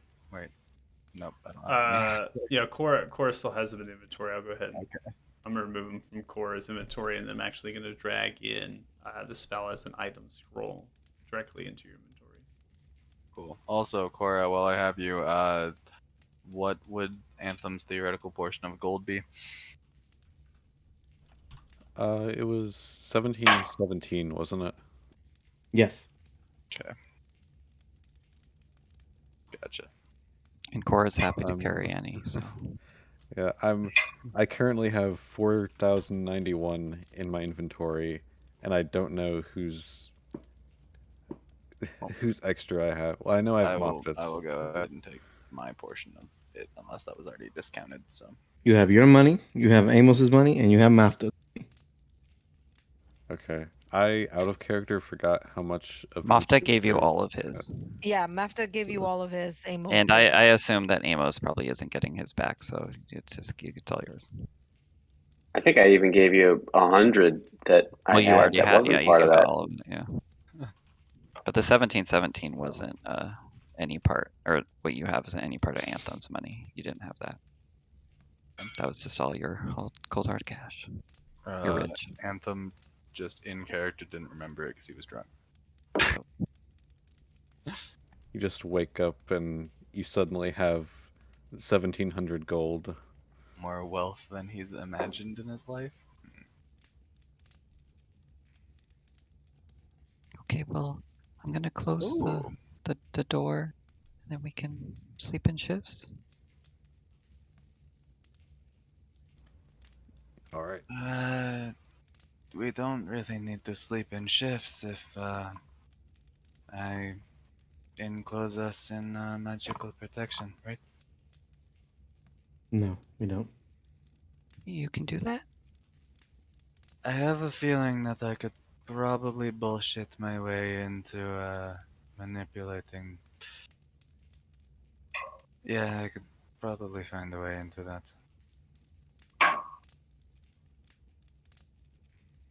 Well, yeah, that'd be great. I was kind of worried about where we were gonna sleep tomorrow night. So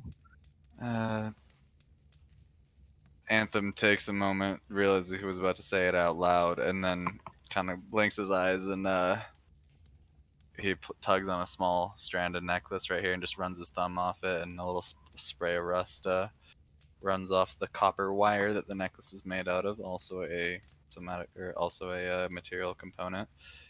And the string of rust flicks towards Moftet. Will it be in the amount of weird sleeping within a 10-foot radius with these people? Yes. But we should do it. well, it's good practice because tomorrow we're gonna have to get the horses in here too. So Oh, It's gonna get real cozy. Real cozy. That's great. I guess I will embrace my one night sleeping next to a cat and I'm glad that we only brought 4. the mental image is so hilarious to me. Yeah, whenever we begin to go to sleep and people start dropping off to sleep around him, Anthem will be the last one to sleep, and he will cast Tiny Hut. This is about the ugliest hut. It's basically an invisible force field in which, there's always particles of dust floating through the air, but those have essentially solidified and kind of static themselves to the outside of the hut, and then they slowly just turn to not the typical rusty chunks. It's like rainwater and rustiness, so it's like rust running down the outside of a panel, and there's just this ugly brown streak of smear all over the outside of this thing. But we have the world's ugliest, rustiest little tiny hut whenever we eventually go to sleep. I've slept in worse. Yeah. We're doing big spoon, smaller spoon, smaller spoon, smaller spoon, all the way down. Hey, And listen, chorus at the end. This hut is air conditioned now. So, Yeah. it's Actually warmer in here. It's a 10-foot radius, right? Mm-hmm. Yeah, we have plenty of spoon. space right now. Wide, yeah. There's internal ventilation thanks to me. The air is always fresh. That's what it would encompass. And if it's centered around there, then it's probably best to just be 5 sides of a pentagon as we lay down. So somebody's using my feet as a pillow, and I'm not happy about it.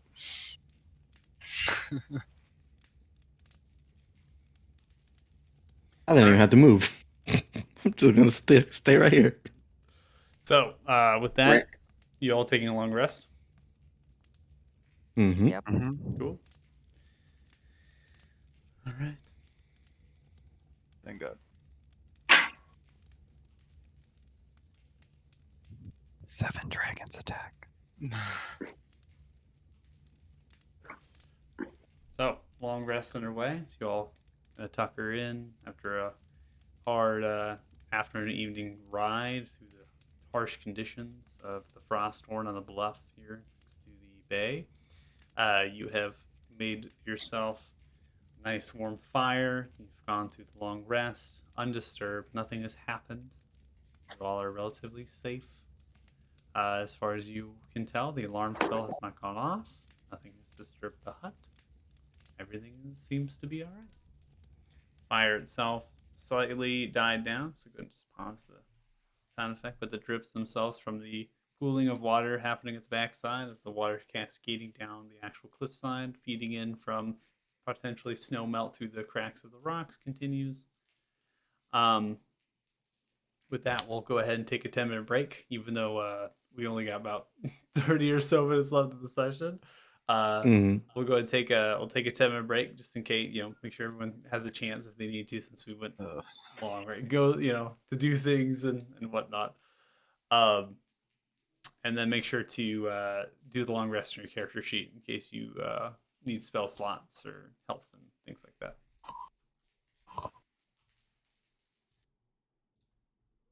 All right. All right. If you're joining us, we'll be back in 10 minutes. But it won't be 10 minutes for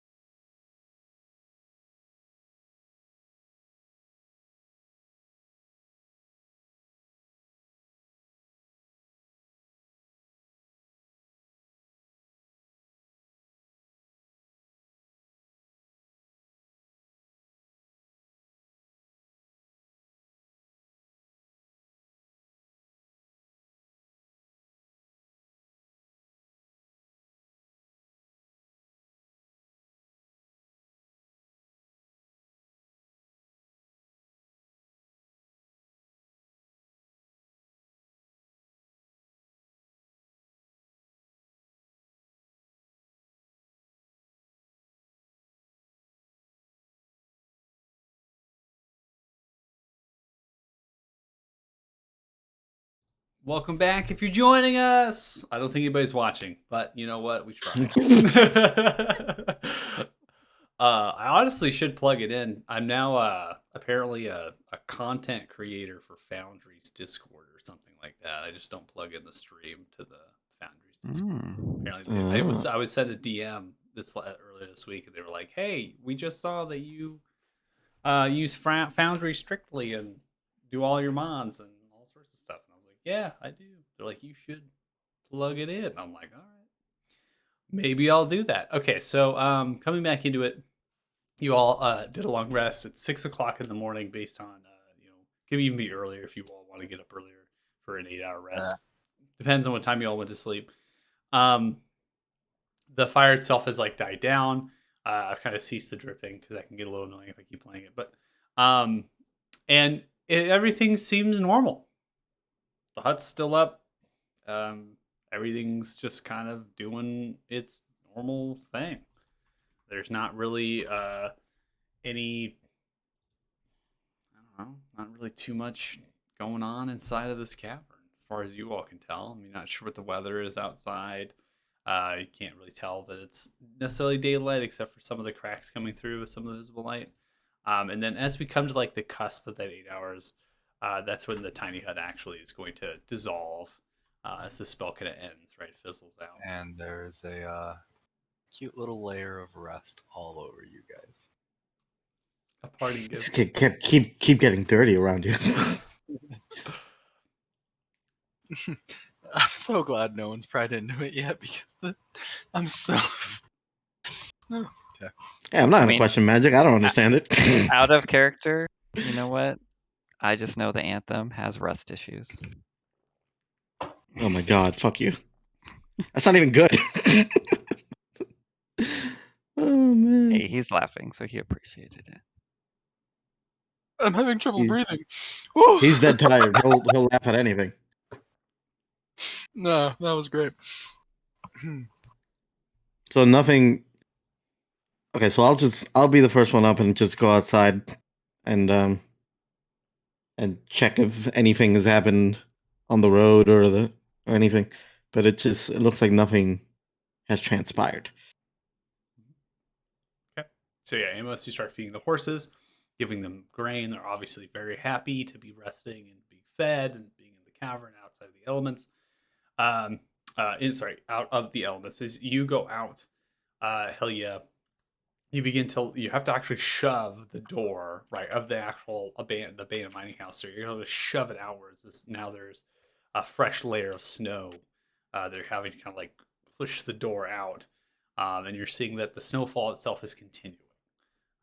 This is a very much a sign that winter is upon. I was going to say winter is coming. Winter is upon you all. Will change. Yeah. And it's going to keep getting heavier snowfalls. However, you can see in the distance because you have some of the mountains, but then you do have the sea and you got the bluff, the bay, and you can kind of see up in the skies. There's a little bit of some clearings and patches. So there is a chance here that it's going to stop snowing, and it's not going to just be snowing constantly, but the fresh snowfall and how it's falling right now is a foreshadowing of what is to come in the heart of winter in this place. It just snows you within feet of snow. Yeah. So that is just kind of foreshadowing, but no tracks that you can tell. Nothing seems to be disturbed. The door hasn't been moved. And then I know that Rain, you put an alarm spell on. So as you go over, your alarm spell doesn't seem to be tripped. And has actually, I think, subsided because it's 8 hours as well. Okay. Did you guys ever check these crates here? In this cave? If there's anything in there? They're all empty. Okay. Change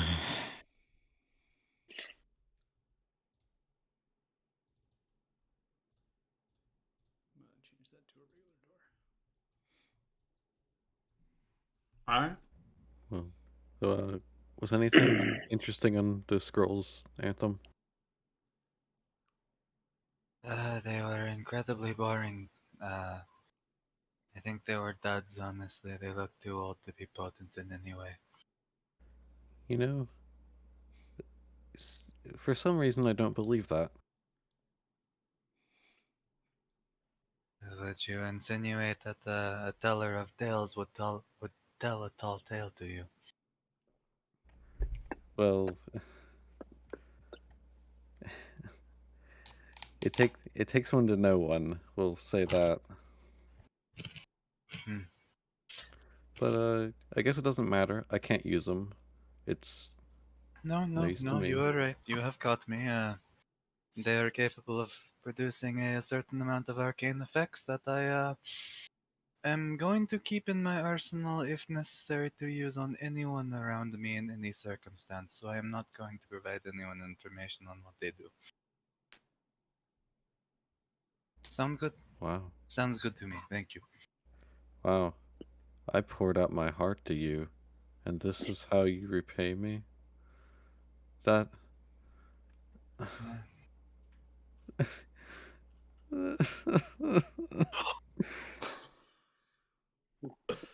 Why would you do that?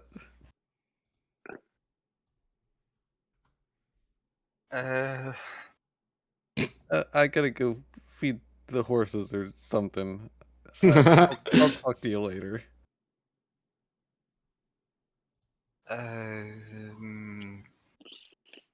Okay. Anthem just kind of like hopelessly looks around for anyone else who saw that interaction and can help him understand what just happened. I think she was joking, but at the same time, she does have a point. What? I'm You asked paranoid. us Why to would tell I? us everything about us, but you haven't told us anything about you. Yes, I did that exactly for a reason. You are the first person to notice, so I guess props to you for noticing, but I'm paranoid. It is what it is. And besides, you are the main characters, and I needed to know to continue to sculpt my tale. It doesn't I exactly matter particularly who I think am now. that is bullshit, but I'll respect your decision. Thank you. I appreciate And it. I'll just stand up and like motion to pat him on the shoulder and then just personal boundaries. Remove the hand and just walk to see if everything is ready for us to leave. Amos has been the only one feeding horses and stuff, so. Yeah.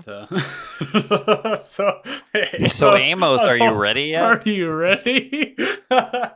Oh, I thought wasn't you Yeah, guys I will help him out. do the orb thing right before we go? That's what I thought as well. Right. So I was thinking about wizard school, right? I didn't my pass, God.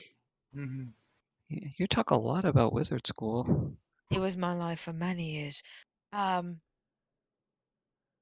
thing with what you did, right, to, magic and just look like someone else. Can you do that to your voice as well, or is it like one of those that are just like illusion, or are you altering yourself like physically? Because I know both are possible, so trying to understand what kind of the thing that you can do. It is a majority illusion, but if you understand, I am actually incredibly good at modifying my voice to sound like other people. Right. It is necessary as part of my act. Oh, do Nanya, do Nanya.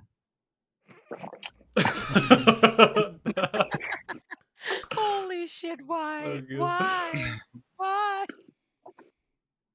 Well, if you have a example for me to work off of, then I can work off of that. But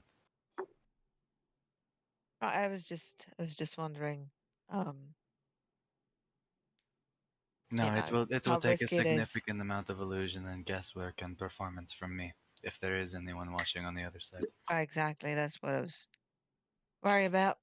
But at the same time, I'm not gonna lie, I kind of was curious to know why he wanted us to open that so much.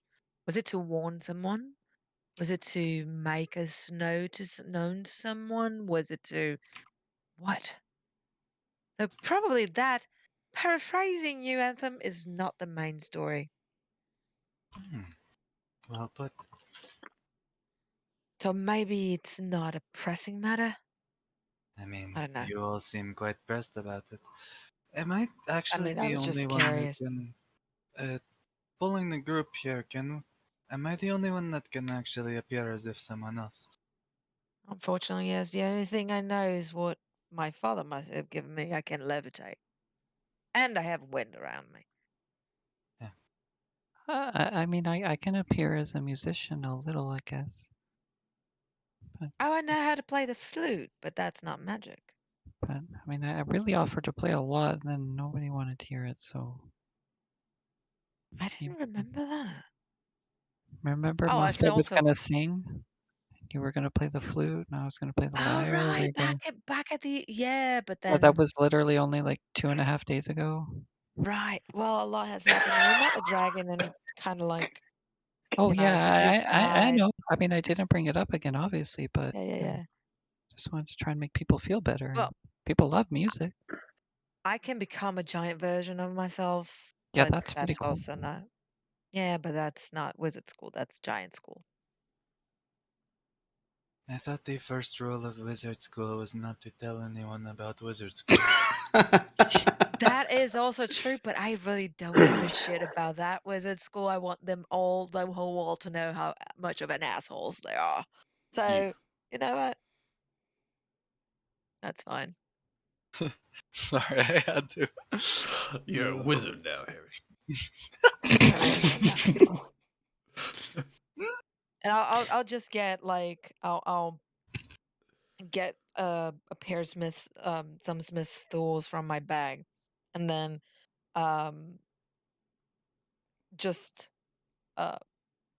show Amos, because he was curious about it, how like there's a little magic going from the tools into the runes on the armor, and on the there's one on his leather armor, right on top of his chest, that is a little rune, and there's another one on his rapier, and it's like, so I can't go into the details, but you just carve it, and the giants have special magic that make, you'd be able to do things.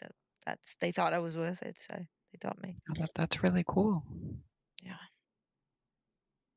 Eventually, I'll become better at it and be able to do more of those runes all over. But for now, I can only do 2. Like get really big, like big. Oh, you could wrestle a dragon. Eventually, I think I can. Oh I wow. remember what Ignorith Do told me. Do giants like dragons? You know what? I never asked No. them. I should have, but I didn't At know I least was the, going to be involved with dragons, so it never came up. at least the ones from my land don't. So it's common knowledge in this world that giants despise and hunt dragons. Okay. Well, So I would know that because I lived among them. So I'll Yes. retract. No, they hide the fuck out of them. Oh, okay. It's Sorry. mostly More than like that. no, that's fine. I mean, I guess I'm honorary giant. I don't know. Does your magic like compel you to want to hurt him and kill him? No. I just, well, if they hurt me, I will try to hurt them back. But apart from that, no. But that brings the question: why did a giant give me the stone? I think. I tell Zephyr he's blowing smoke up his own ass in giant. And I'll look at her and say in giant, it's none of your business. Technically, it's Zephyr and Helia, not none of them. Gonna come to blows between these two. Nanya is over there. Who are you, Abbott? All right. Well, I say we either get on the road or you guys do your orb thing. Mm-hmm. Holy shit. Yeah, well, If the plan is fucking I disguise myself as the Duke and tend to be him while staring in, then I'm good with that. But it's on y'all to call it. No, I'm going back inside. I gotta see this. Can you pretend to be the Duke? Do you have a good Duke voice? Why, my boy? I'm incredibly good as the Duke. Yeah, Kate that was Bishop. great. Kate Bishop. I don't like to talk about it, but I grew up around a lot of performing types. If you whisper, that also is good at disguising your voice a little bit, because it's harder to tell. My boy, it is me, the Duke. I am. Well, no, that's your normal accent. I think louder helps, actually. Yeah, and you should say that you're not somebody else disguised as the Duke. Yeah, don't say you're the Duke, because he probably doesn't go by the Duke. He's probably just an arrogant prick who assumes everyone knows exactly who he is already, so I need make no introduction. Do you think there's like a phrase or something we need to activate the orb?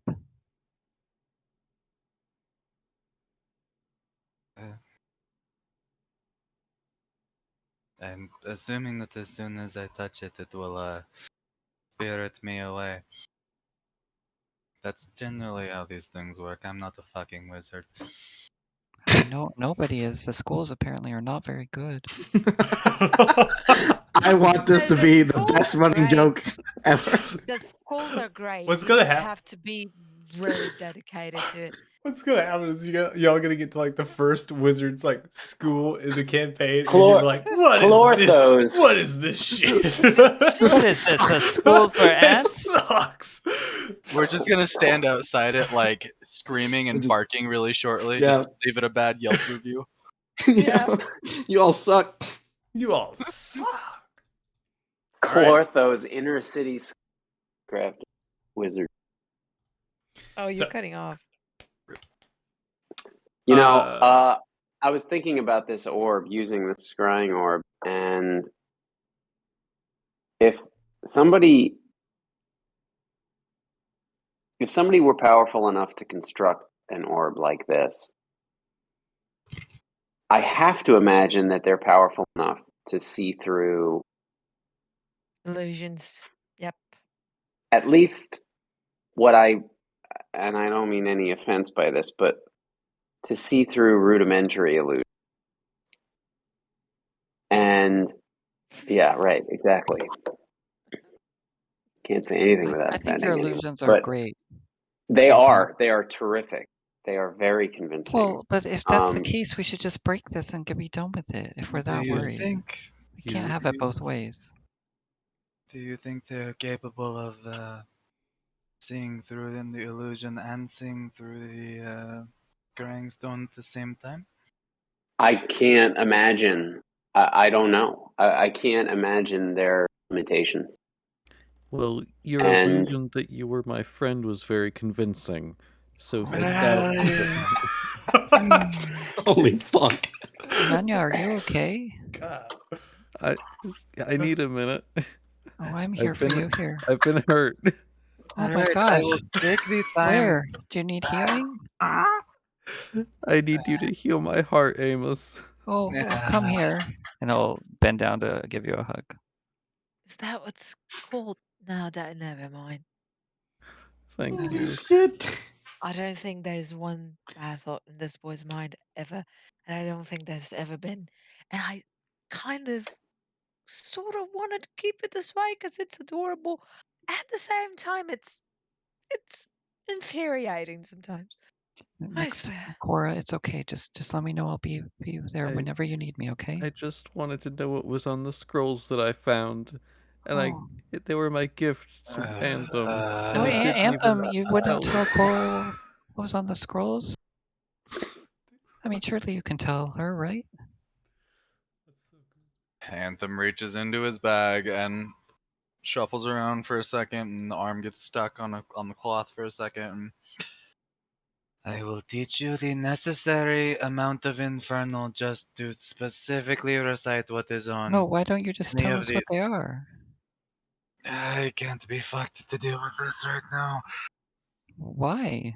We're standing here. Can we do the one's done thing and then get back to But manipulating Cora's me really later? upset, and I don't want her, crying in the background when you're trying to pretend to be the Duke. Look at her. Look at those eyes. It is much easier to stay disconnected when I am not looking at them. You don't have the guts to No. look me in the eye, to No. face up to How what are you've we gonna done. stand up to a dragon if we can't even be friends? Holy shit. Do you all not understand the fact that you five are a destiny-bound group with incredible power, and I am There's no greater simply destiny than friendship, Anthony. That's true. I am not part of it, though. I do not. I'm your friend. I would say this. You might not be a part of the destiny, but you're a part of the group now. So in a way, I respect your decision, but saying you're not a part of it, not true. I mean, I don't mean The to. moment you decide to tell the story, you become a part of it, whether you like it or not. As the narrator, you are. I mean, a he's part of it. literally here. He's literally here, so he is a part of it, like physically. Exactly. I mean, it's all over me. This rust. I will just be honest. It is going to be so much easier to see this story possibly fail because we are clueless. If I am not too closely attached to you, so if I can keep my distance, it will help me survive personally. I Okay. just want to know what's Is on all the it is. scroll. You Yeah. don't have Okay. to Well, tell we'll me keep our everything. distance. You We'll can respect. simply have the scroll back. I am No, going but we can't let read that it. slide. I don't want it anymore. Oh, Nanya, don't say that. Anthem is not built for this. Fuck this. He walks outside and he goes to fucking find a horse and talk to someone with more sense than these people. The horses are in here. Oh fuck, they are. Listen, Zephyr is not pressing you to do anything. No, it's right now. It's Kid at a talent show, and Yeah. he fucked up his little yo-yo routine, so now he's just standing there trying to Yeah. stammer his way out of it. Oh, This is hilarious. no, this is tragic. I just want to know what the spell is. There is a spell to hold a person in a place. There is a spell to make a person very afraid of you. There is another spell which I cannot remember at the moment, but I was thinking of using it against you later. Well, Wait, at least what? then I would know what it was. Why would I give you that advantage? This has gotten incredibly convoluted very, very quickly. Please, can we just, pick one? Fuck me. I haven't said anything. Just do it. Okay. I Yep. mean, Fuck this. I become the Duke. All right. I'm Become gonna the Duke. be at least. Yeah, Yeah. I'm moving away. I don't want to be. I don't want to be seen by anyone. That. So I'm I gonna guess move whenever over. you are ready, just throw me the orb from wherever you are. Oh no, I would have left the box. Well, I don't think Cora even gave it back to me because I was waiting, but Marshall didn't say she gave it back to me, so I think she didn't. So. Oh, I guess I didn't. Well, whoever currently has it, we can all agree that we give the chest to Anthem. Exactly. Yeah. No, because I was like, you didn't tell me that you gave it, so I was like, Yeah, that's I'm true. not gonna assume. All right. Yeah. So you give it to Anthem. Yep. I'm Yeah. advocating that you throw it from a certain distance so that you are out of splash radius, a la small explosion. Yeah. Let it include only me. It's closed though until you open it. You're fine. We've had it closed. Yeah. It's Oh, closed, it's the chest. so Okay, I thought we took the the chest. chest, and it was Yeah, the tongue. throw the orb. No, I thought it was. I thought that was why Zephyr was explaining the tongue It's thing. made out of glass. No. Okay, put the chest down and fuck off. Exactly. We can argue about it Chest on for the ground. 20 minutes and then just we break it before we can even use it. Okay, you put it down, and I wait for you guys to get your comfortable distance away, and I go through a small routine of. Oh no, that sounds horrible. You discovered a cult. And attempting to bury the accent while trying to mimic Michael's version of the Duke. And whenever you guys seem to be happy enough away, take cover.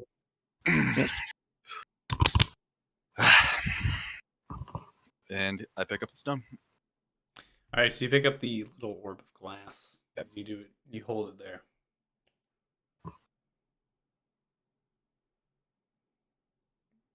I mean, it's tiny. It's like that big. So you're like cupping it like that. You're kind of like, What's happening? Just watch.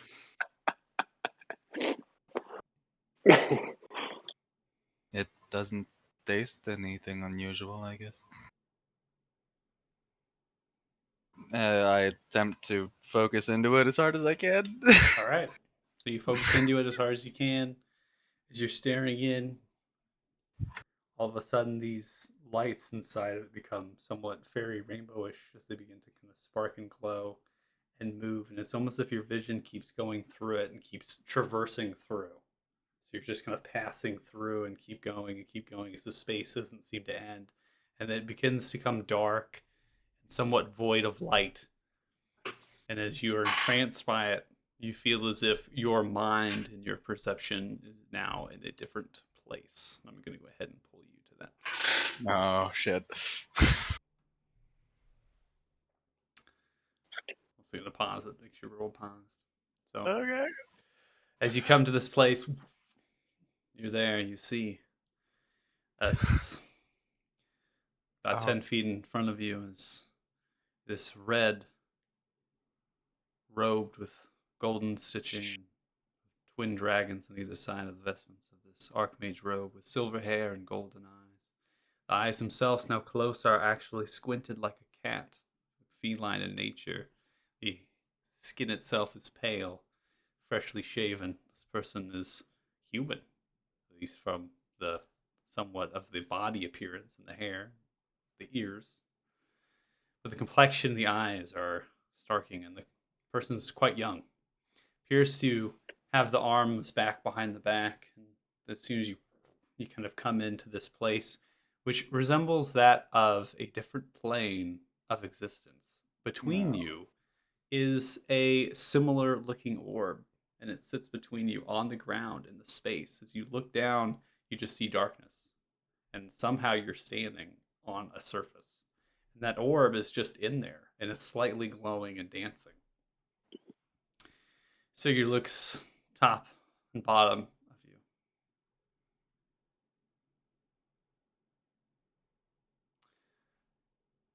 Yes.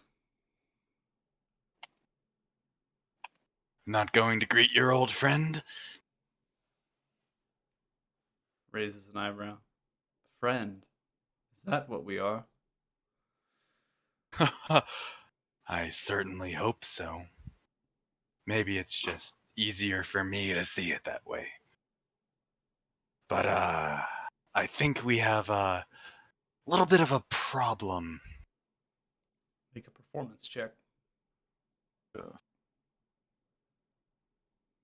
Is it worth using inspiration on this, guys? Yes.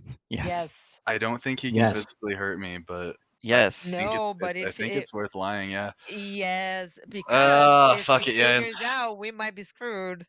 So Does Yeah. inspiration require declaring it before you roll? Inspiration, just declare it after you roll, before you roll. Just you cannot Okay. know the outcome. I'll take the roll and look at the roll and see how shit it is. And then I will...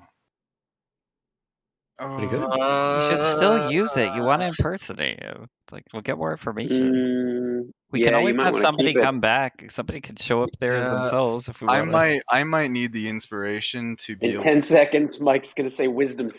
I'm thinking that I have to dash to the stone and get to the stone to end or like crush the stone or touch the stone to end the vision. So I think I'm actually going to save the inspiration as a ripcord to get out of here. So I'm going to go with the 23. Yeah. You're going to go with the 23? Yes, sir. It's a great roll. I'm going to go with Holy the shit, 23. 2 dice. Try with the there were 23. 2 dice. Holy shit. This isn't how we normally greet. Archmage Ro, what are you doing? Like I said, we have a bit of a problem. Sidestep as it does, the figure kind of moves with it. Seems to be a projection of some sort. And what problem smells you? is that? Oh, he smelled me? Oh, no. How does it smell you? I'm not sure if I'm fucking like astrally projected here or if I'm actually here. Holy Oh shit. god. Why do we have to be curious as D&D players? I hate it. Maybe they're fucking with you. I don't know if you guys can see this guy, but his portrait is creepy as all hell and it's fucking unnerving me. We But can't it see looks it. like we're both albino. No, we have no idea. apparently. We're both almost looking albino. Anthem will kind of put the arms behind his back and take kind of the same side step to be on the other side of this if he can. I'll go ahead and unpause it. Yeah. Okay. Yeah. This problem is maybe the type of thing we need to discuss in person. I know it's a bit hard for you.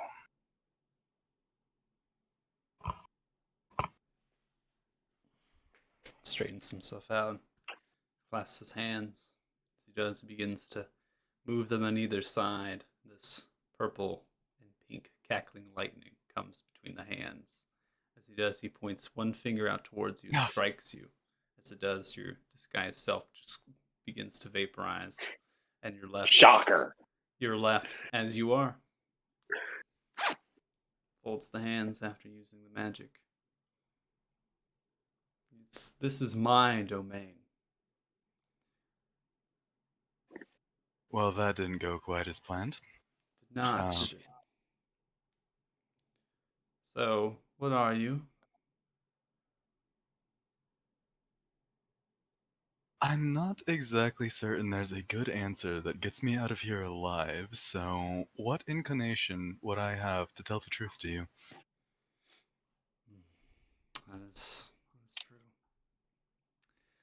No, I'm serious. Barter with me. Give me something good. Moves over to you. You're gonna sidestep. Just do the. I will dance, and at any point, I would like to be on guard to dash for the stone in the middle. Well, I don't barter anything. You see, I'll tell you. If you're impersonating the Duke and you have this, then the Duke must be dead. There's no reason to shortcut the inevitable. That Duke's puny town would have been crushed underneath the might of me. Or perhaps the dragon that was sent to kill you. Looks at you, stares. As you do, there's this wave of energy that kind of moves out. Yes. You don't know what you carry. It surprises me that you have it. I don't carry anything, but When questions did you at the moment. silence yourself? When did you get it?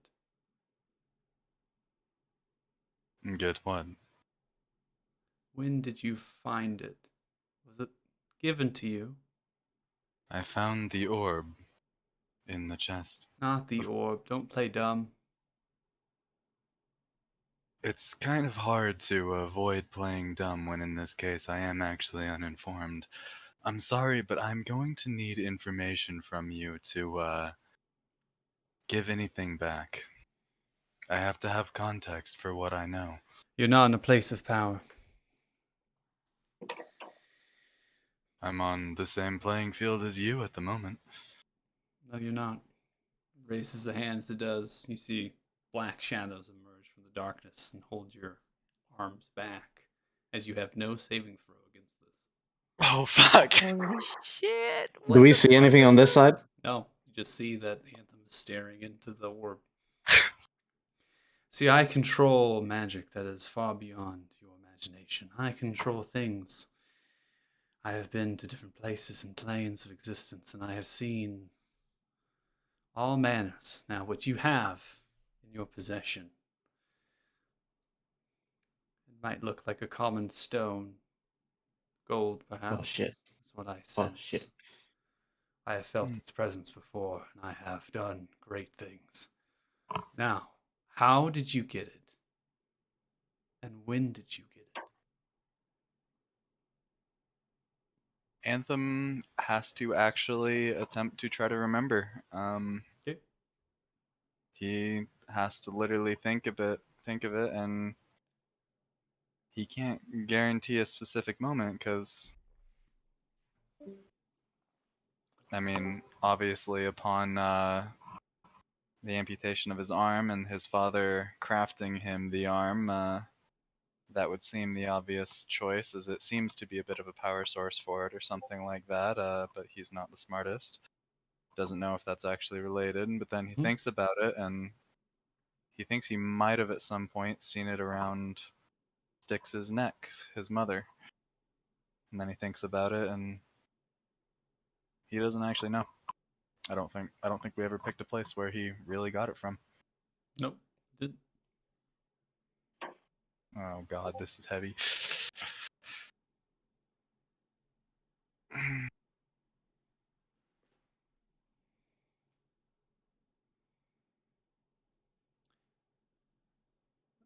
Now, don't play daft. Tell me. I don't know. How long have you had it then? As far back as you can remember. Do you need help remembering? Yes, let me accept help from a person who binds and interrogates. Moves over to Though I guess I am energy technically cackling in the the hand. intruder. Energy cackling in the hand moves over and touches your head. Begins to Fuck. focus your mind. Oh no! Disguise. I'm so dead. You know Larry. what? You know, It's like in You're level hindsight, right. 18 Back. chain lightning. That was is In exactly hindsight. also so Zephyr's interesting. story. I was so confident. So I long. know. Such a great deal of time. That means one thing.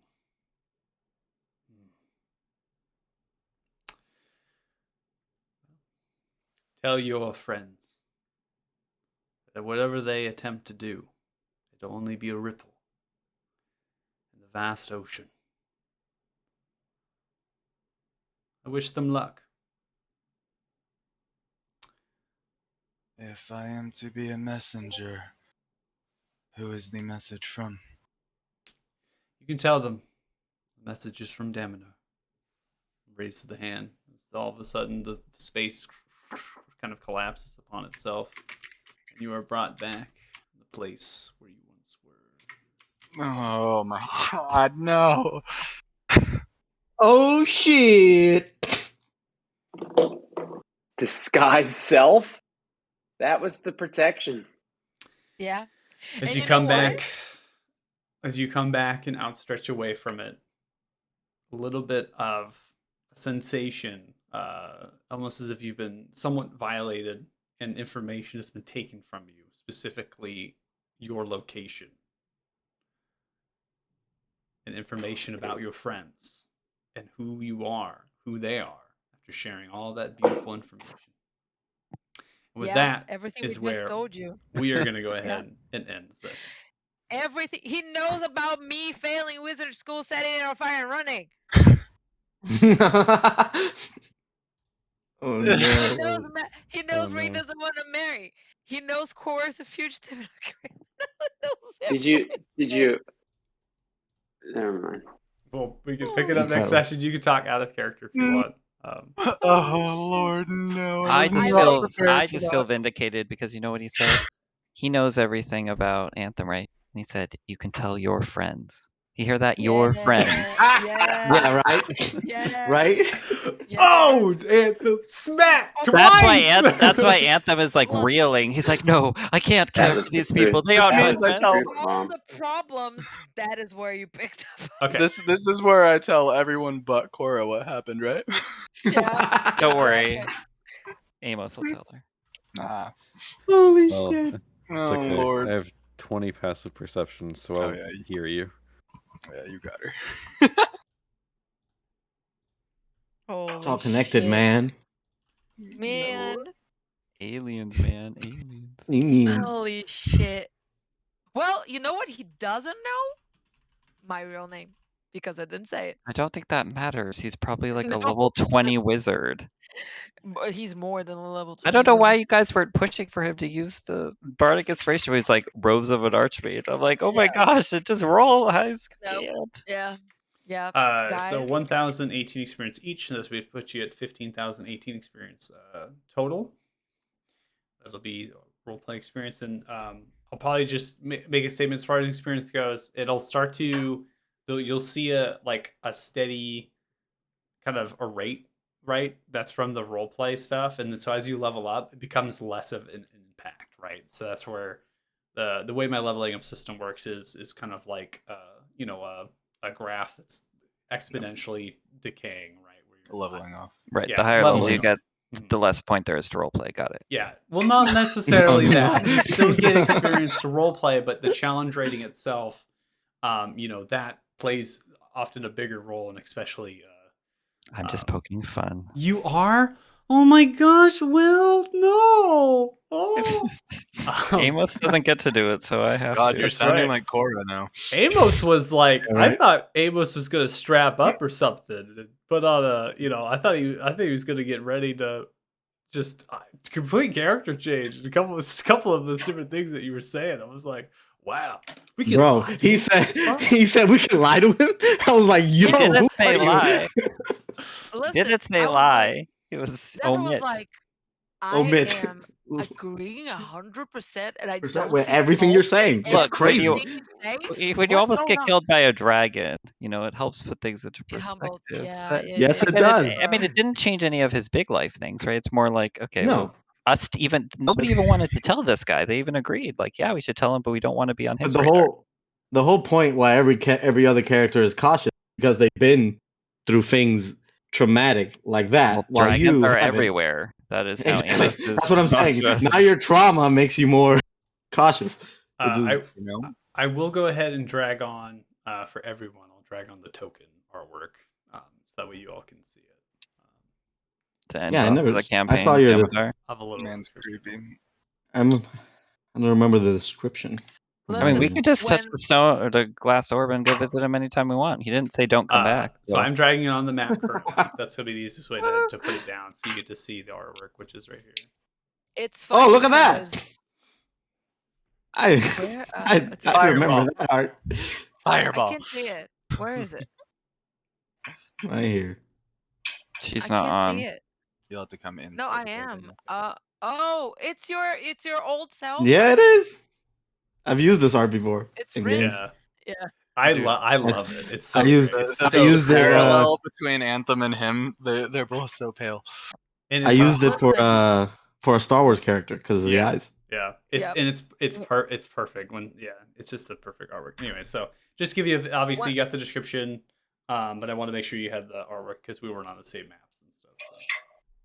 One But- thing that I've noticed too is that Maftet or Rain, whatever we prefer, Calling him his right now. knowledge of Right. magic is this innate thing that he wants to connect to. But like I didn't pass wizard school, but I've been there, and often I see in character that his ideas echoes what I think Zephyr is thinking at the moment. Like quite often. This was one of the cases. Like, I don't think this is a wise thing. You know but at what's the same you time, know I what the kinda wanna funny know. the really funny part about the running joke, the wizard school joke, is that none of us are actually wizards, and we can all Nope. just keep going the running joke of fuck wizards, Exactly. fuck wizard school. Yeah, Okay. If Amos dies a tragic death and isn't revived, I'm bringing in a wizard. Is all I have to Of say. course. yeah. I wasn't. I I wasn't. already thinking have about no being a healer. wizard. Second Let me school you guys about how great my education was and Yeah. how you should all go to wizard school. Holy shit. I You wasn't should be a as- I wizard wasn't school smart enough. teacher. Yeah, I'm tenured. I will go ahead and close out the stream. So if you're watching, Oh, I thought it thanks was so closed much. already. It's not closed. I always leave it open. I want the candid reactions, right? Towards the Oh, very Oh end. It's my great, God. great stuff. Yeah. Anyways, farewell. Yeah.